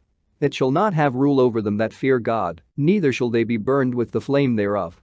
Such as forsake the Lord shall fall into it, and it shall burn in them, and not be quenched, it shall be sent upon them as a lion, and devour them as a leopard. Look that thou hedge thy possession about with thorns, and bind up thy silver and gold, and weigh thy words in a balance, and make a door and bar for thy mouth. Beware thou slide not by it, lest thou fall before him that lieth in wait. He that is merciful will lend unto his neighbor, and he that strengtheneth his hand keepeth the commandments. Lend to thy neighbor in time of his need, and pay thou thy neighbor again in due season. Keep thy word, and deal faithfully with him, and thou shalt always find the thing that is necessary for thee. Many, when a thing was lent them, reckoned it to be found, and put them to trouble that helped them. Till he hath received, he will kiss a man's hand, and for his neighbor's money he will speak submissively. But when he should repay, he will prolong the time, and return words of grief, and complain of the time. If he prevail, he shall hardly receive the half, and he will count as if he had found it. If not, he hath deprived him of his money, and he hath gotten him an enemy without cause. He payeth him with cursings and railings, and for honor he will pay him disgrace. Many therefore have refused to lend for other men's ill-dealing, fearing to be defrauded. Yet have thou patience with a man in poor estate, and delay not to shew him mercy. Help the poor for the commandment's sake, and turn him not away because of his poverty. Lose thy money for thy brother and thy friend, and let it not rust under a stone to be lost. Lay up thy treasure according to the commandments of the Most High, and it shall bring thee more profit than gold. Shut up alms in thy storehouses, and it shall deliver thee from all affliction. It shall fight for thee against thine enemies better than a mighty shield and strong spear. An honest man is surety for his neighbor, but he that is impudent will forsake him. Forget not the friendship of thy surety, for he hath given his life for thee. A sinner will overthrow the good estate of his surety, and he that is of an unthankful mind will leave him in danger that delivered him. Suretyship hath undone many of good estate, and shaken them as a wave of the sea. Mighty men hath it driven from their houses, so that they wandered among strange nations. A wicked man transgressing the commandments of the Lord shall fall into suretyship, and he that undertaketh and followeth other men's business for gain shall fall into suits. Help thy neighbor according to thy power, and beware that thou thyself fall not into the same. The chief thing for life is water, and bread, and clothing, and an house to cover shame. Better is the life of a poor man in a mean cottage than delicate fare in another man's house. Be it little or much, hold thee contented, that thou hear not the reproach of thy house. For it is a miserable life to go from house to house. For where thou art a stranger, thou darest not open thy mouth. Thou shalt entertain, and feast, and have no thanks. Moreover thou shalt hear bitter words. Come, thou stranger, and furnish a table, and feed me of that thou hast ready. Give place, thou stranger, to an honorable man, my brother cometh to be lodged, and I have need of mine house. These things are grievous to a man of understanding, the upbraiding of houseroom, and reproaching of the lender. He that loveth his son causeth him oft to feel the rod, that he may have joy of him in the end. He that chastiseth his son shall have joy in him, and shall rejoice of him among his acquaintance. He that teacheth his son grieveth the enemy, and before his friends he shall rejoice of him. Though his father die, yet he is as though he were not dead. For he hath left one behind him that is like himself. While he lived, he saw and rejoiced in him. And when he died, he was not sorrowful. He left behind him an avenger against his enemies, and one that shall requite kindness to his friends. He that maketh too much of his son shall bind up his wounds, and his bowels will be troubled at every cry. An horse not broken becometh headstrong, and a child left to himself will be wilful. Cocker thy child, and he shall make thee afraid. Play with him, and he will bring thee to heaviness. Laugh not with him, lest thou have sorrow with him, and lest thou gnash thy teeth in the end. Give him no liberty in his youth, and wink not at his follies. Bow down his neck while he is young, and beat him on the sides while he is a child, lest he wax stubborn, and be disobedient unto thee, and so bring sorrow to thine heart. Chastise thy son, and hold him to labor, lest his lewd behavior be an offense unto thee. Better is the poor, being sound and strong of constitution, than a rich man that is afflicted in his body. Health and good estate of body are above all gold, and a strong body above infinite wealth. There is no riches above a sound body, and no joy above the joy of the heart. Death is better than a bitter life or continual sickness. Delicates poured upon a mouth shut up are as messes of meat set upon a grave. What good doeth the offering unto an idol? For neither can it eat nor smell. So is he that is persecuted of the Lord. He seeth with his eyes and groaneth, as an eunuch that embraceth a virgin and sigheth. Give not over thy mind to heaviness, and afflict not thyself in thine own counsel. The gladness of the heart is the life of man, and the joyfulness of a man prolongeth his days. Love thine own soul, and comfort thy heart, remove sorrow far from thee. For sorrow hath killed many, and there is no profit therein. Envy and wrath shorten the life, and carefulness bringeth age before the time. A cheerful and good heart will have a care of his meat and diet. Watching for riches consumeth the flesh, and the care thereof driveth away sleep. Watching care will not let a man slumber, as a sore disease breaketh sleep. The rich hath great labor in gathering riches together, and when he resteth, he is filled with his delicates. The poor laboreth in his poor estate, and when he leaveth off, he is still needy. He that loveth gold shall not be justified, and he that followeth corruption shall have enough thereof. Gold hath been the ruin of many, and their destruction was present. It is a stumbling block unto them that sacrifice unto it, and every fool shall be taken therewith. Blessed is the rich that is found without blemish, and hath not gone after gold. Who is he? And we will call him blessed. For wonderful things hath he done among his people. Who hath been tried thereby, and found perfect? Then let him glory. Who might offend, and hath not offended? or done evil, and hath not done it? His goods shall be established, and the congregation shall declare his alms. If thou sit at a bountiful table, be not greedy upon it, and say not, there is much meat on it. Remember that a wicked eye is an evil thing. And what is created more wicked than an eye? Therefore it weepeth upon every occasion. Stretch not thine hand whithersoever it looketh, and thrust it not with him into the dish. Judge not thy neighbor by thyself. And be discreet in every point. Eat as it becometh a man, those things which are set before thee, and devour not, lest thou be hated.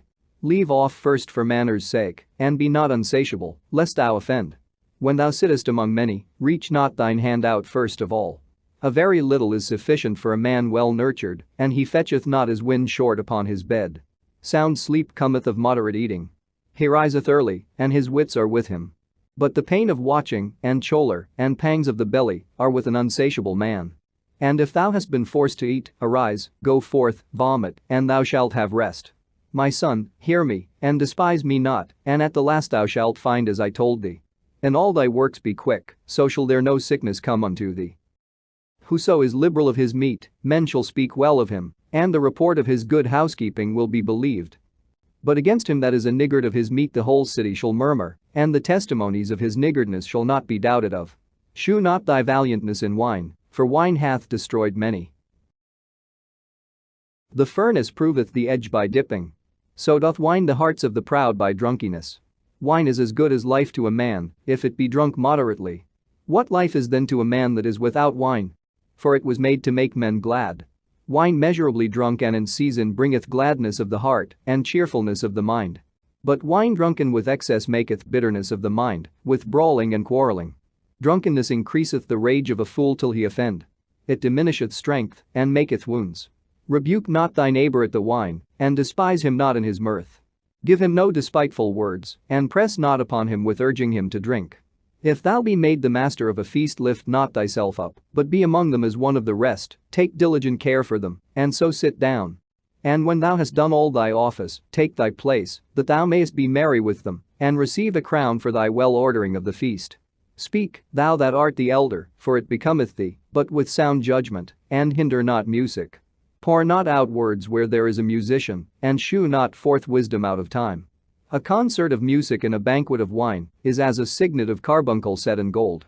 As a signet of an emerald set in a work of gold, so is the melody of music with pleasant wine. Speak, young man, if there be need of thee. And yet scarcely when thou art twice asked. Let thy speech be short, comprehending much in few words, be as one that knoweth and yet holdeth his tongue. If thou be among great men, make not thyself equal with them, and when ancient men are in place, use not many words. Before the thunder goeth lightning, and before a shamefaced man shall go favor. Rise up bedoms, and be not the last, but get thee home without delay. There take thy pastime, and do what thou wilt. But sin not by proud speech. And for these things bless him that made thee, and hath replenished thee with his good things. Whoso feareth the Lord will receive his discipline, and they that seek him early shall find favor. He that seeketh the law shall be filled therewith. But the hypocrite will be offended thereat. They that fear the Lord shall find judgment, and shall kindle justice as a light. A sinful man will not be reproved, but findeth an excuse according to his will. A man of counsel will be considerate, but a strange and proud man is not daunted with fear, even when of himself he hath done without counsel. Do nothing without advice, and when thou hast once done, repent not. Go not in a way wherein thou mayest fall, and stumble not among the stones. Be not confident in a plain way. And beware of thine own children. In every good work trust thy own soul, for this is the keeping of the commandments. He that believeth in the Lord taketh heed to the commandment, and he that trusteth in him shall fare never the worse. There shall no evil happen unto him that feareth the Lord, but in temptation even again he will deliver him. A wise man hateth not the law, but he that is an hypocrite therein is as a ship in a storm. A man of understanding trusteth in the law, and the law is faithful unto him, as an oracle. Prepare what to say, and so thou shalt be heard. And bind up instruction, and then make answer. The heart of the foolish is like a cartwheel, and his thoughts are like a rolling axletree. A stallion horse is as a mocking friend, he neigheth under every one that sitteth upon him. Why doth one day excel another, when as all the light of every day in the year is of the sun? By the knowledge of the Lord they were distinguished. And he altered seasons and feasts. Some of them hath he made high days, and hallowed them, and some of them hath he made ordinary days. And all men are from the ground, and Adam was created of earth. In much knowledge the Lord hath divided them, and made their ways diverse. Some of them hath he blessed and exalted, and some of them he sanctified, and set near himself. But some of them hath he cursed and brought low, and turned out of their places. As the clay is in the potter's hand, to fashion it at his pleasure, so man is in the hand of him that made him, to render to them as liketh him best. Good is set against evil, and life against death. So is the godly against a sinner, and the sinner against the godly. So look upon all the works of the Most High, and there are two and two, one against another. I waked up last of all, as one that gathereth after the grape gatherers. By the blessing of the Lord I profited, and tread my winepress like a gatherer of grapes. Consider that I labored not for myself only, but for all them that seek learning. Hear me, O ye great men of the people, and hearken with your ears, ye rulers of the congregation. Give not thy son and wife, thy brother and friend, power over thee while thou livest, and give not thy goods to another, lest it repent thee, and thou enter it for the same again. As long as thou livest and hast breath in thee, give not thyself over to any. For better it is that thy children should seek to thee, than that thou shouldest stand to their courtesy. In all thy works keep to thyself the preeminence, leave not a stain in thine honor.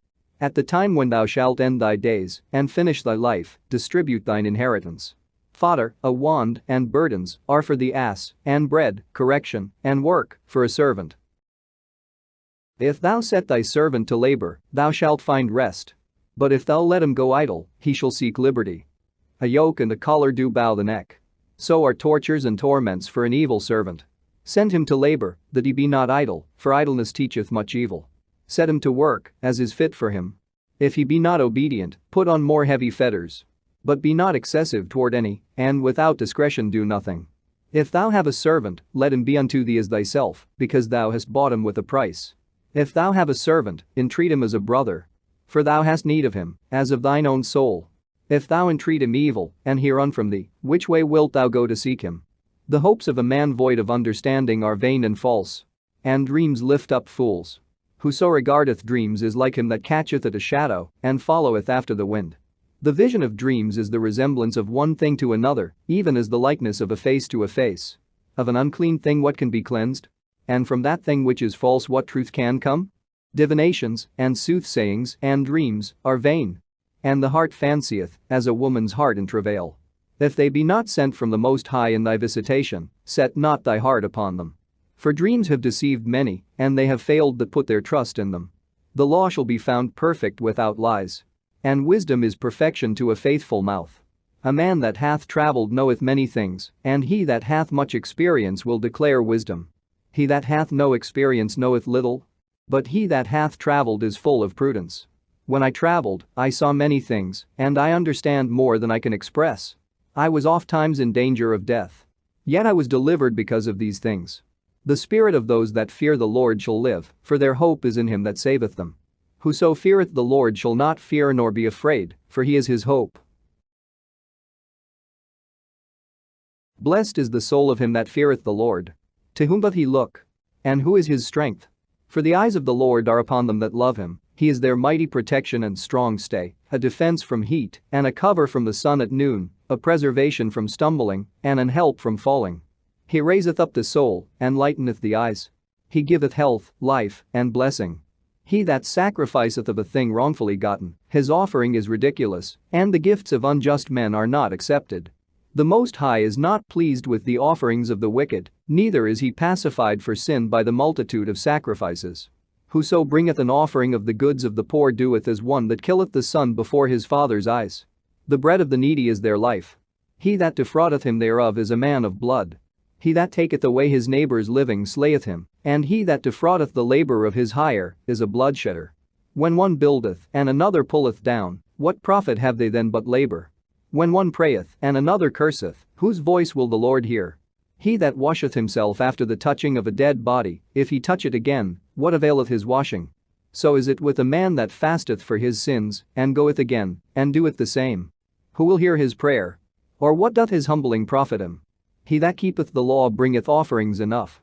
He that taketh heed to the commandment offereth a peace offering. He that requiteth a good turn offereth fine flour, and he that giveth alms sacrificeth praise. To depart from wickedness is a thing pleasing to the Lord, and to forsake unrighteousness is a propitiation. Thou shalt not appear empty before the Lord. For all these things are to be done because of the commandment. The offering of the righteous maketh the altar fat, and the sweet savor thereof is before the Most High. The sacrifice of a just man is acceptable, and the memorial thereof shall never be forgotten. Give the Lord his honor with a good eye, and diminish not the firstfruits of thine hands. In all thy gifts shew a cheerful countenance, and dedicate thy tithes with gladness. Give unto the Most High according as he hath enriched thee, and as thou hast gotten, give with a cheerful eye.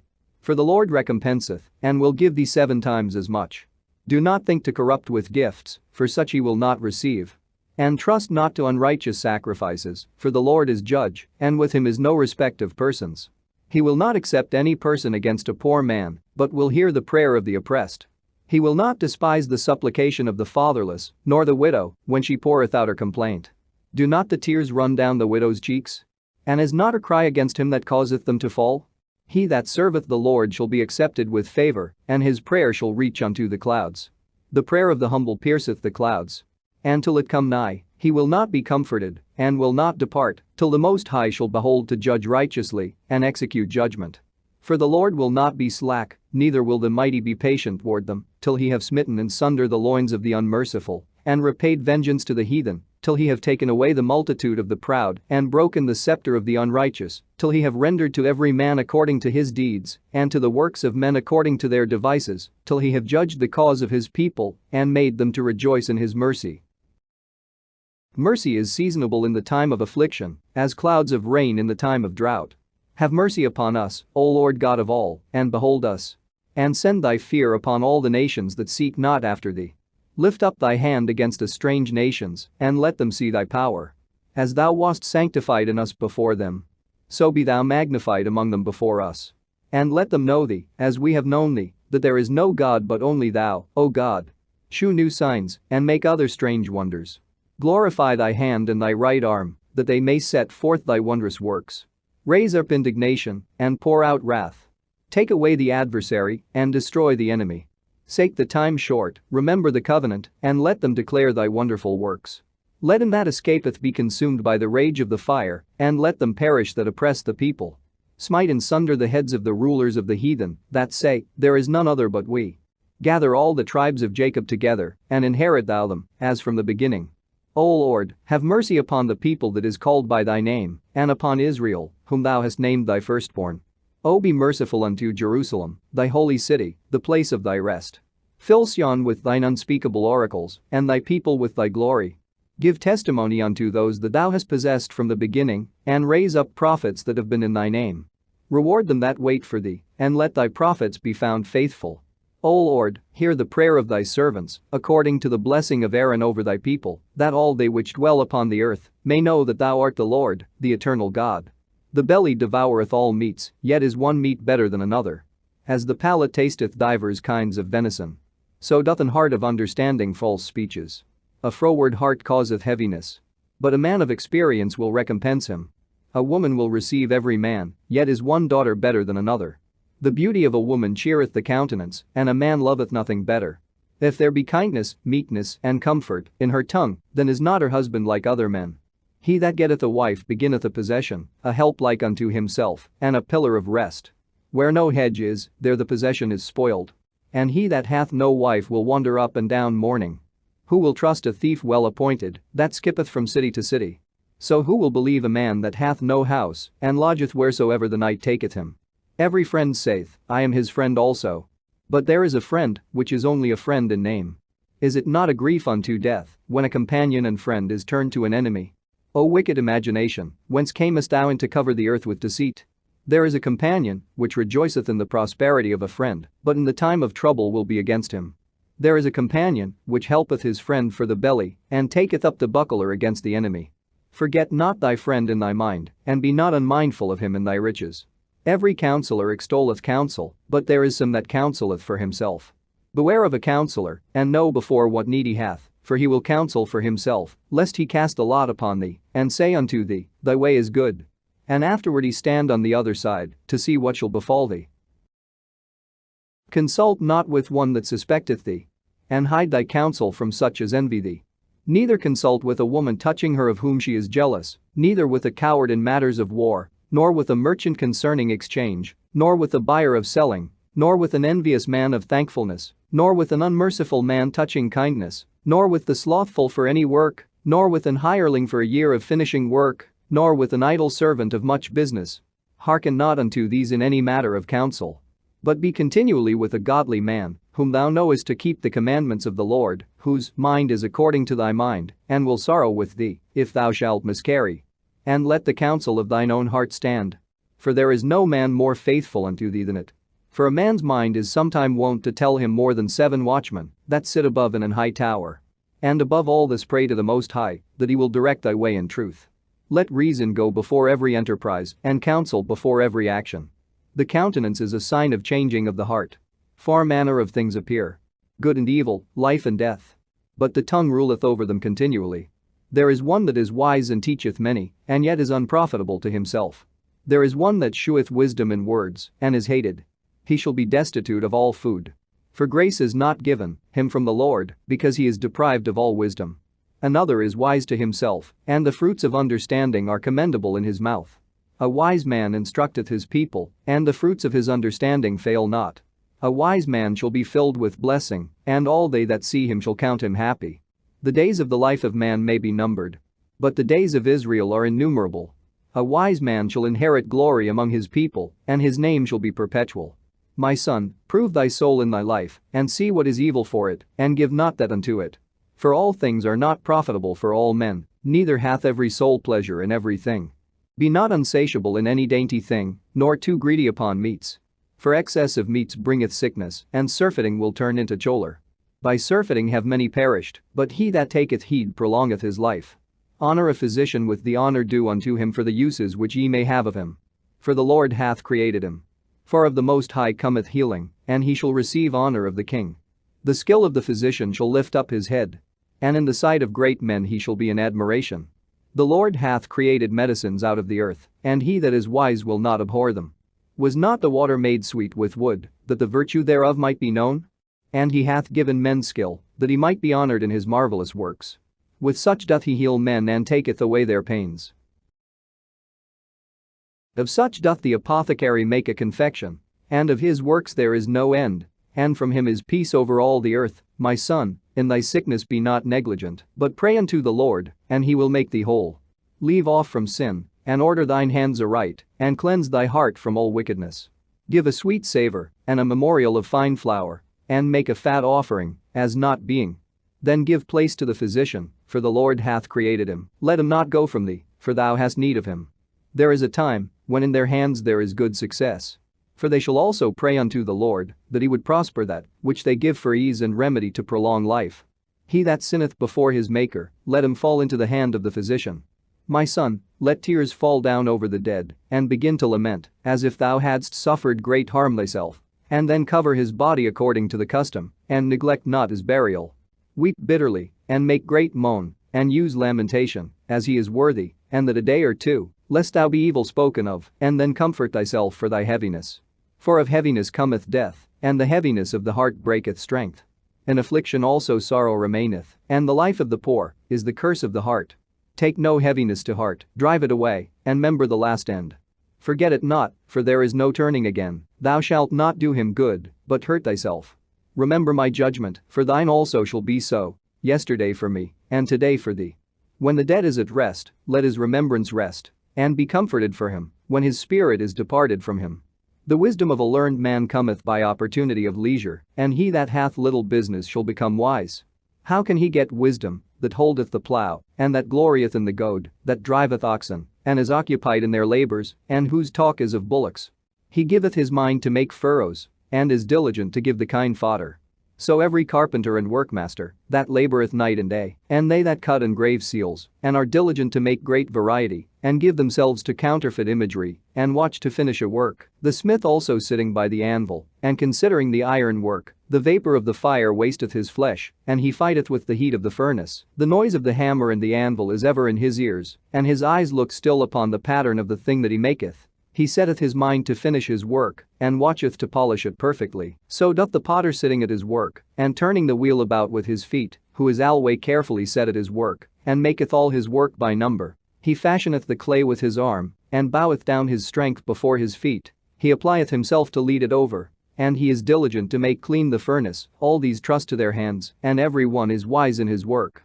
Without these cannot a city be inhabited, and they shall not dwell where they will, nor go up and down. They shall not be sought for in public council, nor sit high in the congregation. They shall not sit on the judge's seat, nor understand the sentence of judgment. They cannot declare justice and judgment, and they shall not be found where parables are spoken. But they will maintain the state of the world, and all their desire is in the work of their craft. But he that giveth his mind to the law of the Most High, and is occupied in the meditation thereof, will seek out the wisdom of all the ancient, and be occupied in prophecies. He will keep the sayings of the renowned men. And where subtle parables are, he will be there also. He will seek out the secrets of grave sentences, and be conversant in dark parables. He shall serve among great men, and appear before princes. He will travel through strange countries, for he hath tried the good and the evil among men. He will give his heart to resort early to the Lord that made him, and will pray before the Most High, and will open his mouth in prayer, and make supplication for his sins. When the great Lord will, he shall be filled with the spirit of understanding. He shall pour out wise sentences, and give thanks unto the Lord in his prayer. He shall direct his counsel and knowledge, and in his secrets shall he meditate. He shall shew forth that which he hath learned, and shall glory in the law of the covenant of the Lord. Many shall commend his understanding, and so long as the world endureth, it shall not be blotted out. His memorial shall not depart away, and his name shall live from generation to generation. Nations shall shew forth his wisdom, and the congregation shall declare his praise. If he die, he shall leave a greater name than 1,000. And if he live, he shall increase it. Yet have I more to say, which I have thought upon, for I am filled as the moon at the full. Hearken unto me, ye holy children, and bud forth as a rose growing by the brook of the field. And give ye a sweet savor as frankincense, and flourish as a lily, send forth a smell, and sing a song of praise. Bless the Lord in all his works. Magnify his name, and shew forth his praise with the songs of your lips, and with harps, and in praising him, ye shall say after this manner. All the works of the Lord are exceeding good, and whatsoever he commandeth shall be accomplished in due season. And none may say, What is this? Wherefore is that? For at time convenient they shall all be sought out. At his commandment the waters stood as an heap, and at the words of his mouth the receptacles of waters. At his commandment is done whatsoever pleaseth him, and none can hinder, when he will save. The works of all flesh are before him, and nothing can be hid from his eyes. He seeth from everlasting to everlasting, and there is nothing wonderful before him. A man need not to say, What is this? Wherefore is that? For he hath made all things for their uses. His blessing covered the dry land as a river, and watered it as a flood.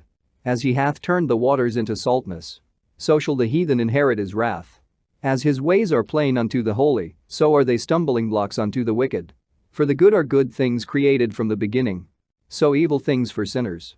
The principal things for the whole use of man's life are water, fire, iron, and salt, flour of wheat, honey, milk, and the blood of the grape, and oil, and clothing.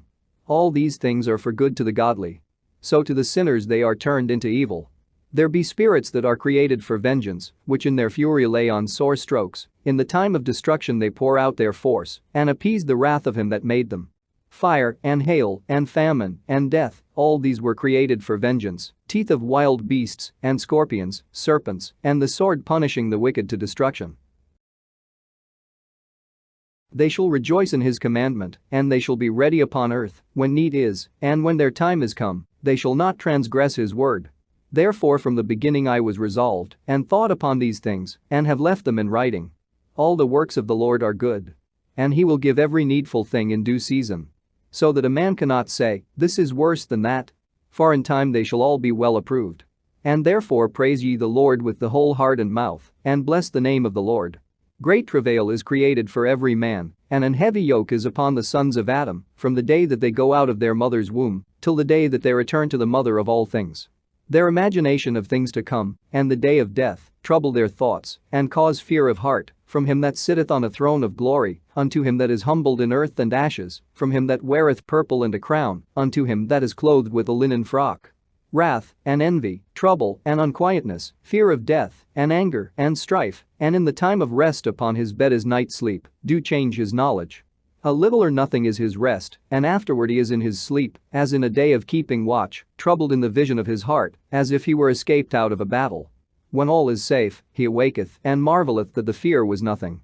Such things happen unto all flesh, both man and beast, and that is sevenfold more upon sinners. Death, and bloodshed, strife, and sword, calamities, famine, tribulation, and the scourge, these things are created for the wicked, and for their sakes came the flood. All things that are of the earth shall turn to the earth again. And that which is of the waters doth return into the sea. All bribery and injustice shall be blotted out. But true dealing shall endure forever. The goods of the unjust shall be dried up like a river, and shall vanish with noise, like a great thunder in rain. While he openeth his hand he shall rejoice. So shall transgressors come to naught. The children of the ungodly shall not bring forth many branches, but are as unclean roots upon a hard rock. The weed growing upon every water and bank of a river shall be pulled up before all grass. Bountifulness is as a most fruitful garden, and mercifulness endureth forever. To labor, and to be content with that a man hath, is a sweet life. But he that findeth a treasure is above them both. Children and the building of a city continue a man's name, but a blameless wife is counted above them both. Wine and music rejoice the heart, but the love of wisdom is above them both. The pipe and the psaltery make sweet melody, but a pleasant tongue is above them both. Thine eye desireth favor and beauty, but more than both corn while it is green. A friend and companion never meet amiss, but above both is a wife with her husband. Brethren and help are against time of trouble, but alms shall deliver more than them both. Gold and silver make the foot stand sure, but counsel is esteemed above them both. Riches and strength lift up the heart, but the fear of the Lord is above them both. There is no want in the fear of the Lord, and it needeth not to seek help. The fear of the Lord is a fruitful garden, and covereth him above all glory. My son, lead not a beggar's life, for better it is to die than to beg. The life of him that dependeth on another man's table is not to be counted for a life, for he polluteth himself with other men's meat. But a wise man well nurtured will beware thereof. Begging is sweet in the mouth of the shameless, but in his belly there shall burn a fire. O death, how bitter is the remembrance of thee to a man that liveth at rest in his possessions, unto the man that hath nothing to vex him, and that hath prosperity in all things. Yea, unto him that is yet able to receive meat. O death, acceptable is thy sentence unto the needy, and unto him whose strength faileth, that is now in the last age, and is vexed with all things, and to him that despaireth, and hath lost patience. Fear not the sentence of death, remember them that have been before thee, and that come after, for this is the sentence of the Lord over all flesh. And why art thou against a pleasure of the Most High? There is no inquisition in the grave, whether thou have lived 10, or 100, or 1,000 years. The children of sinners are abominable children, and they that are conversant in the dwelling of the ungodly. The inheritance of sinners' children shall perish, and their posterity shall have a perpetual reproach. The children will complain of an ungodly father, because they shall be reproached for his sake. Woe be unto you, ungodly men, which have forsaken the law of the Most High God. For if ye increase, it shall be to your destruction. And if ye be born, ye shall be born to a curse. And if ye die, a curse shall be your portion. All that are of the earth shall turn to earth again. So the ungodly shall go from a curse to destruction. The mourning of men is about their bodies, but an ill name of sinners shall be blotted out. Have regard to thy name, for that shall continue with thee above 1,000 great treasures of gold. A good life hath but few days, but a good name endureth forever. My children, keep discipline in peace. For wisdom that is hid, and a treasure that is not seen, what profit is in them both? A man that hideth his foolishness is better than a man that hideth his wisdom. Therefore be shamefaced according to my word. For it is not good to retain all shamefacedness, neither is it altogether approved in every thing. Be ashamed of whoredom before father and mother, and of a lie before a prince and a mighty man, of an offense before a judge and ruler, of iniquity before a congregation and people, of unjust dealing before thy partner and friend, and of theft in regard of the place where thou sojournest, and in regard of the truth of God and his covenant, and to lean with thine elbow upon the meat, and of scorning to give and take, and of silence before them that salute thee, and to look upon an harlot, and to turn away thy face from thy kinsman, or to take away a portion or a gift, or to gaze upon another man's wife, or to be overbusy with his maid, and come not near her bed, or of upbraiding speeches before friends, and after thou hast given, upbraid not, or of iterating and speaking again that which thou hast heard, and of revealing of secrets. So shalt thou be truly shamefaced and find favor before all men. Of these things be not thou ashamed, and accept no person to sin thereby.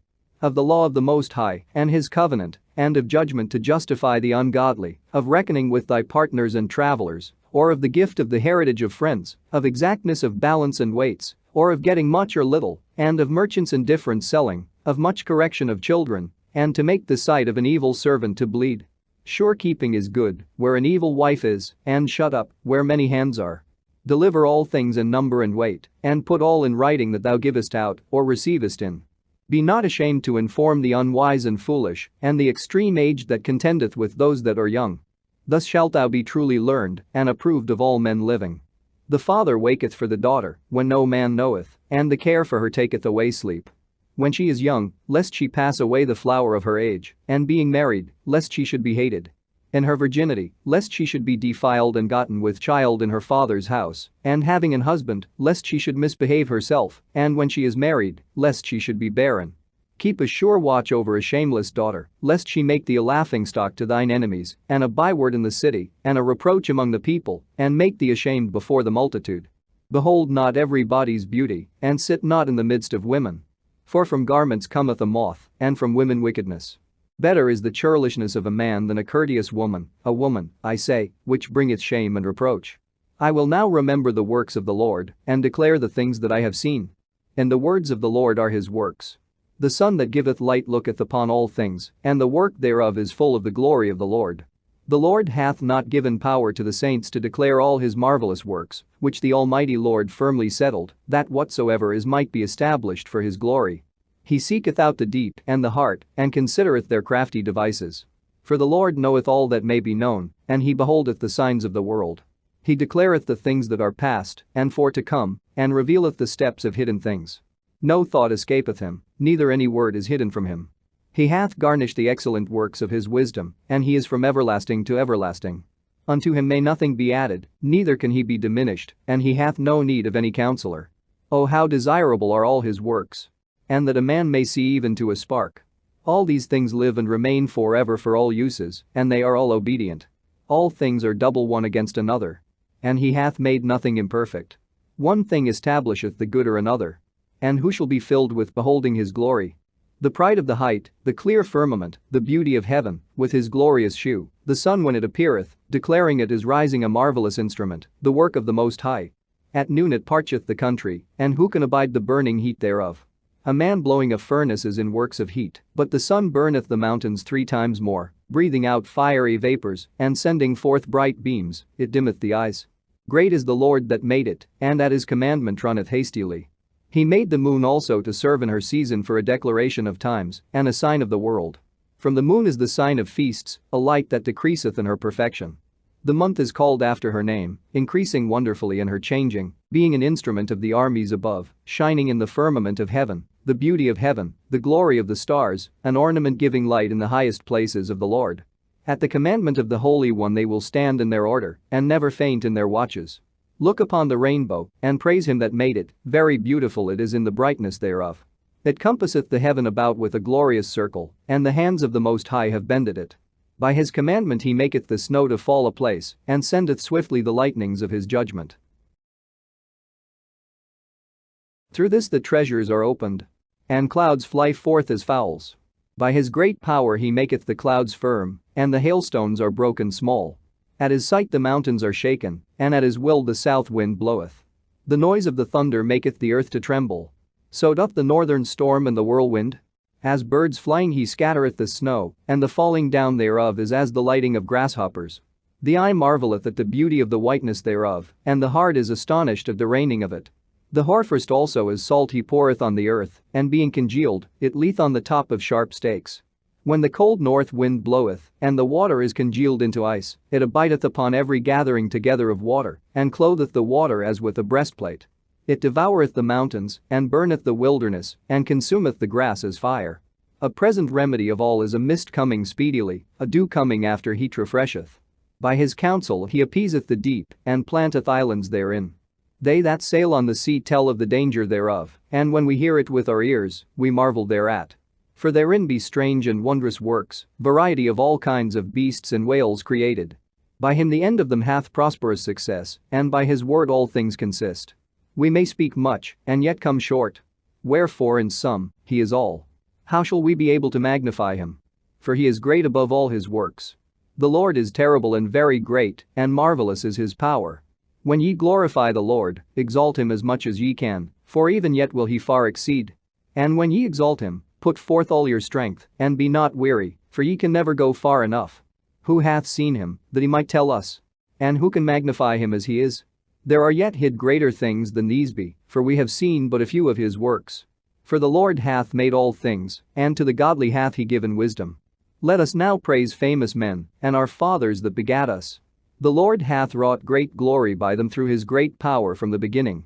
Such as did bear rule in their kingdoms, men renowned for their power, giving counsel by their understanding, and declaring prophecies. Leaders of the people by their counsels, and by their knowledge of learning meet for the people, wise and eloquent are their instructions. Such as found out musical tunes, and recited verses in writing. Rich men furnished with ability, living peaceably in their habitations. All these were honored in their generations, and were the glory of their times. There be of them that have left a name behind them, that their praises might be reported.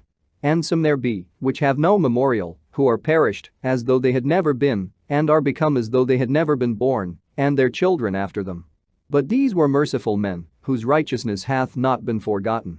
With their seed shall continually remain a good inheritance, and their children are within the covenant. Their seed standeth fast, and their children for their sakes. Their seed shall remain forever, and their glory shall not be blotted out. Their bodies are buried in peace, but their name liveth forevermore. The people will tell of their wisdom, and the congregation will shew forth their praise. Enoch pleased the Lord, and was translated, being an example of repentance to all generations. Noah was found perfect and righteous, in the time of wrath he was taken in exchange for the world. Therefore was he left as a remnant unto the earth, when the flood came. An everlasting covenant was made with him, that all flesh should perish no more by the flood. Abraham was a great father of many people. In glory was there none like unto him, who kept the law of the Most High, and was in covenant with him. He established the covenant in his flesh, and when he was proved, he was found faithful.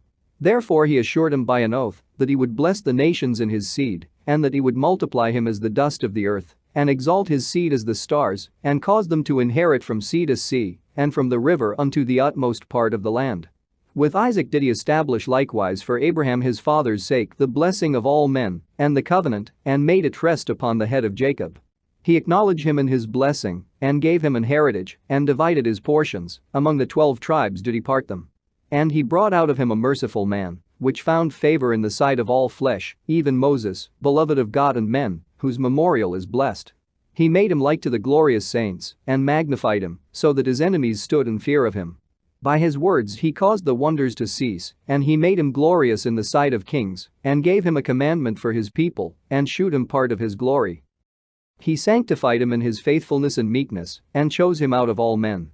He made him to hear his voice, and brought him into the dark cloud, and gave him commandments before his face, even the law of life and knowledge, that he might teach Jacob his covenants, and Israel his judgments. He exalted Aaron, an holy man like unto him, even his brother, of the tribe of Levi. An everlasting covenant he made with him and gave him the priesthood among the people. He beautified him with comely ornaments, and clothed him with a robe of glory. He put upon him perfect glory, and strengthened him with rich garments, with breeches, with a long robe, and the ephod. And he compassed him with pomegranates, and with many golden bells round about, that as he went there might be a sound, and a noise made that might be heard in the temple, for a memorial to the children of his people, with an holy garment, with gold, and blue silk, and purple, the work of the embroiderer, with a breastplate of judgment, and with Urim and Thummim, with twisted scarlet, the work of the cunning workman, with precious stones graven like seals, and set in gold, the work of the jeweler, with a writing engraved for a memorial, after the number of the tribes of Israel.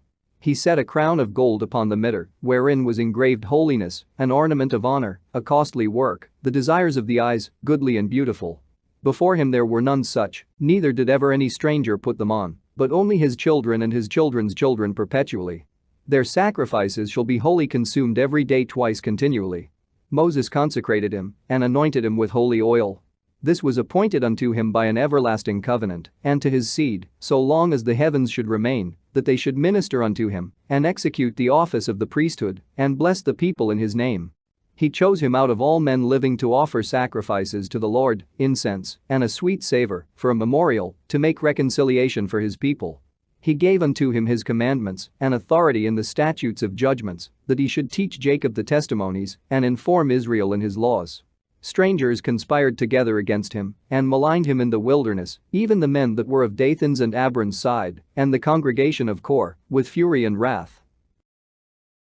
This the Lord saw, and it displeased him, and in his wrathful indignation were they consumed. He did wonders upon them, to consume them with the fiery flame. But he made Aaron more honorable, and gave him an heritage, and divided unto him the firstfruits of the increase, especially he prepared bread in abundance. For they eat of the sacrifices of the Lord, which he gave unto him and his seed. Howbeit in the land of the people he had no inheritance, neither had he any portion among the people. For the Lord himself is his portion and inheritance. The third in glory is Phinehas the son of Eleazar, because he had zeal in the fear of the Lord, and stood up with good courage of heart. When the people were turned back, and made reconciliation for Israel. Therefore was there a covenant of peace made with him, that he should be the chief of the sanctuary and of his people, and that he and his posterity should have the dignity of the priesthood forever. According to the covenant made with David son of Jesse, of the tribe of Judah, that the inheritance of the king should be to his posterity alone. So the inheritance of Aaron should also be unto his seed. God give you wisdom in your heart to judge his people in righteousness, that their good things be not abolished, and that their glory may endure forever. Jesus the son of Nave was valiant in the wars, and was the successor of Moses in prophecies, who according to his name, was made great for the saving of the elect of God, and taking vengeance of the enemies that rose up against them, that he might set Israel in their inheritance. How great glory gat he, when he did lift up his hands, and stretched out his sword against the cities. Who before him so stood to it? For the Lord himself brought his enemies unto him. Did not the sun go back by his means? And was not one day as long as two? He called upon the Most High Lord, when the enemies pressed upon him on every side, and the great Lord heard him. And with hailstones of mighty power he made the battle to fall violently upon the nations, and in the descent of Beth-horon, he destroyed them that resisted, that the nations might know all their strength, because he fought in the sight of the Lord, and he followed the mighty one. In the time of Moses also he did a work of mercy, he and Caleb the son of Jephunneh, in that they withstood the congregation, and withheld the people from sin, and appeased the wicked murmuring. And of 600,000 people on foot, they too were preserved to bring them into the heritage, even unto the land that floweth with milk and honey. The Lord gave strength also unto Caleb, which remained with him unto his old age. So that he entered upon the high places of the land, and his seed obtained it for an heritage. That all the children of Israel might see that it is good to follow the Lord. And concerning the judges, every one by name, whose heart went not a-whoring, nor departed from the Lord, let their memory be blessed. Let their bones flourish out of their place, and let the name of them that were honored be continued upon their children. Samuel, the prophet of the Lord, beloved of his Lord, established a kingdom, and anointed princes over his people. By the law of the Lord he judged the congregation, and the Lord had respect unto Jacob. By his faithfulness he was found a true prophet, and by his word he was known to be faithful in vision. He called upon the mighty Lord, when his enemies pressed upon him on every side, when he offered the sucking lamb. And the Lord thundered from heaven, and with a great noise made his voice to be heard. And he destroyed the rulers of the Tyrians, and all the princes of the Philistines. And before his long sleep he made protestations in the sight of the Lord and his anointed, I have not taken any man's goods, so much as a shoe. And no man did accuse him. And after his death he prophesied, and shewed the king his end, and lifted up his voice from the earth in prophecy, to blot out the wickedness of the people. And after him rose up Nathan to prophesy in the time of David. As is the fat taken away from the peace offering, so was David chosen out of the children of Israel. He played with lions as with kids, and with bears as with lambs. Slew he not a giant, when he was yet but young? And did he not take away reproach from the people, when he lifted up his hand with the stone in the sling, and beat down the boasting of Goliath? For he called upon the Most High Lord, and he gave him strength in his right hand to slay that mighty warrior, and set up the horn of his people. So the people honored him with 10,000s, and praised him in the blessings of the Lord, in that he gave him a crown of glory. For he destroyed the enemies on every side, and brought to naught the Philistines his adversaries, and brake their horn in sunder unto this day. In all his works he praised the Holy One Most High with words of glory, with his whole heart he sung songs, and loved him that made him. He set singers also before the altar, that by their voices they might make sweet melody, and daily sing praises in their songs. He beautified their feasts, and set in order the solemn times until the end, that they might praise his holy name, and that the temple might sound from morning. The Lord took away his sins and exalted his horn forever. He gave him a covenant of kings and a throne of glory in Israel. After him rose up a wise son, and for his sake he dwelt at large. Solomon reigned in a peaceable time and was honored, for God made all quiet round about him, that he might build an house in his name and prepare his sanctuary forever. How wise wast thou in thy youth, and as a flood, filled with understanding. Thy soul covered the whole earth, and thou filledst it with dark parables.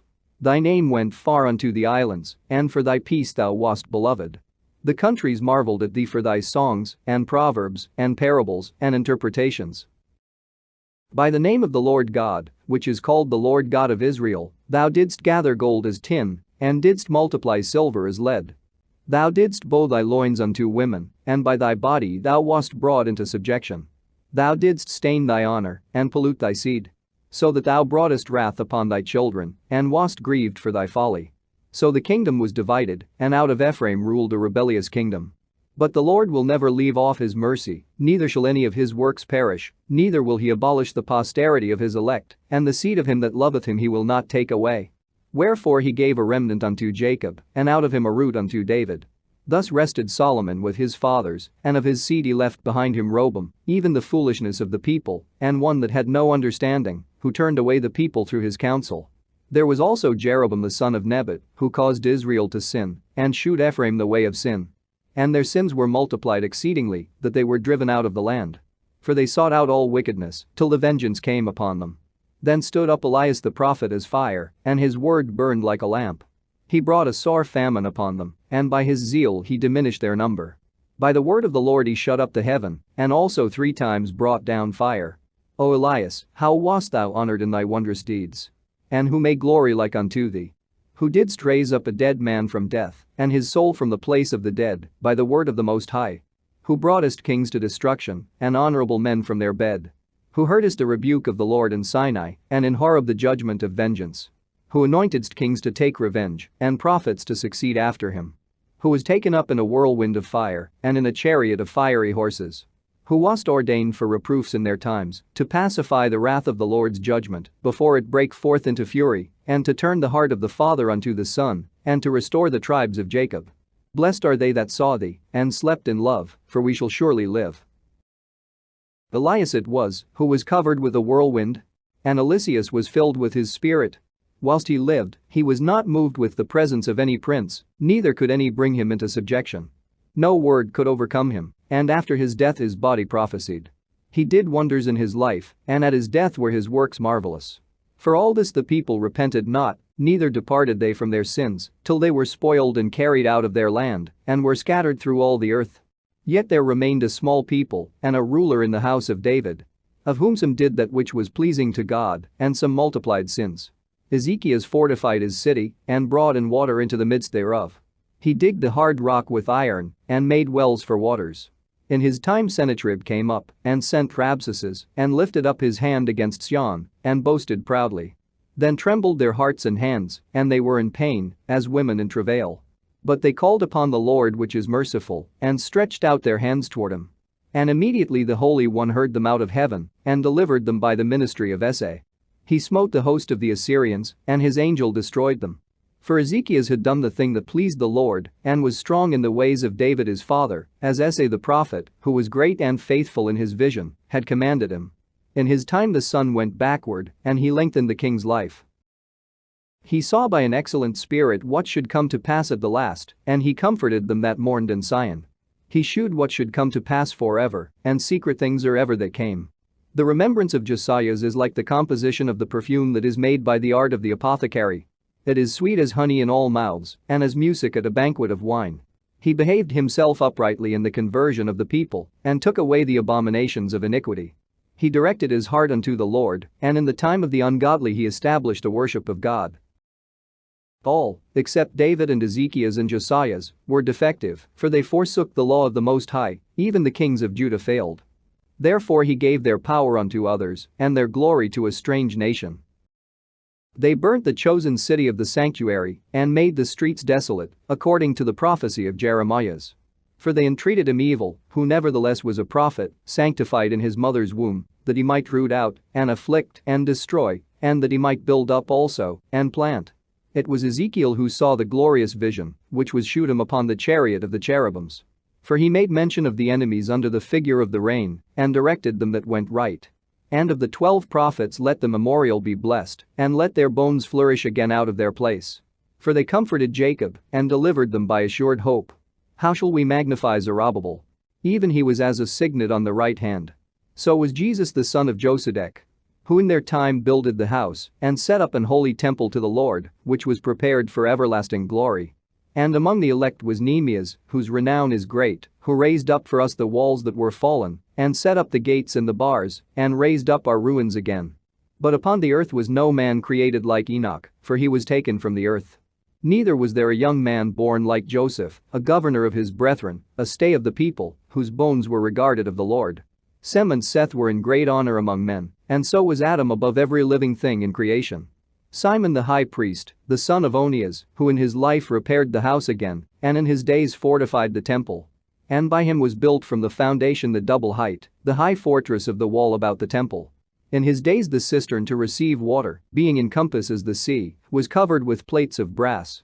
He took care of the temple that it should not fall, and fortified the city against besieging. How was he honored in the midst of the people in his coming out of the sanctuary? He was as the morning star in the midst of a cloud, and as the moon at the full. As the sun shining upon the temple of the Most High, and as the rainbow giving light in the bright clouds. And as the flower of roses in the spring of the year, as lilies by the rivers of waters, and as the branches of the frankincense tree in the time of summer. As fire and incense in the censer, and as a vessel of beaten gold set with all manner of precious stones. And as a fair olive tree budding forth fruit, and as a cypress tree which groweth up to the clouds. When he put on the robe of honor, and was clothed with the perfection of glory, when he went up to the holy altar, he made the garment of holiness honorable. When he took the portions out of the priest's hands, he himself stood by the hearth of the altar, compassed about, as a young cedar in Libanus, and as palm trees compassed they him round about. So were all the sons of Aaron in their glory, and the oblations of the Lord in their hands, before all the congregation of Israel. And finishing the service at the altar, that he might adorn the offering of the Most High Almighty, he stretched out his hand to the cup, and poured of the blood of the grape, he poured out at the foot of the altar, a sweet-smelling savor unto the Most High King of all. Then shouted the sons of Aaron, and sounded the silver trumpets, and made a great noise to be heard, for a remembrance before the Most High. Then all the people together hasted, and fell down to the earth upon their faces to worship their Lord God Almighty, the Most High. The singers also sang praises with their voices, with great variety of sounds was there made sweet melody.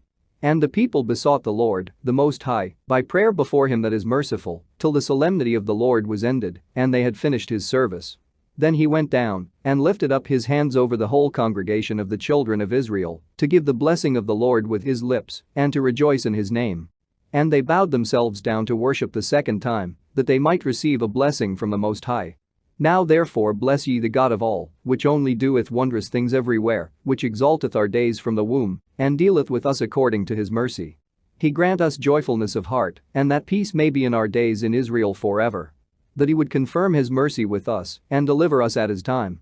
There be 2 manner of nations which my heart abhorreth, and the third is no nation. They that sit upon the mountain of Samaria, and they that dwell among the Philistines, and that foolish people that dwell in Sichem. Jesus the son of Sirach of Jerusalem hath written in this book the instruction of understanding and knowledge, who out of his heart poured forth wisdom. Blessed is he that shall be exercised in these things, and he that layeth them up in his heart shall become wise. For if he do them, he shall be strong to all things. For the light of the Lord letteth him, who giveth wisdom to the godly. Blessed be the name of the Lord forever. Amen, amen. A prayer of Jesus the son of Sirach. I will thank thee, O Lord and King, and praise thee, O God my Saviour. I do give praise unto thy name. For thou art my defender and helper, and hast preserved my body from destruction, and from the snare of the slanderous tongue, and from the lips that forge lies, and hast been mine helper against mine adversaries. And hast delivered me, according to the multitude of thy mercies and greatness of thy name, from the teeth of them that were ready to devour me, and out of the hands of such as sought after my life, and from the manifold afflictions which I had, from the choking of fire on every side, and from the midst of the fire which I kindled not, from the depth of the belly of hell, from an unclean tongue, and from lying words. By an accusation to the king from an unrighteous tongue my soul drew near even unto death, my life was near to the hell beneath. They compassed me on every side, and there was no man to help me. I looked for the succor of men, but there was none. Then thought I upon thy mercy, O Lord, and upon thy acts of old, how thou deliverest such as wait for thee, and savest them out of the hands of the enemies. Then lifted I up my supplications from the earth, and prayed for deliverance from death. I called upon the Lord, the Father of my Lord, that he would not leave me in the days of my trouble, and in the time of the proud, when there was no help. I will praise thy name continually, and will sing praises with thanksgiving, and so my prayer was heard. For thou savedst me from destruction, and deliveredst me from the evil time. Therefore will I give thanks, and praise thee, and bless thy name, O Lord. When I was yet young, or ever I went abroad, I desired wisdom openly in my prayer. I prayed for her before the temple, and will seek her out even to the end.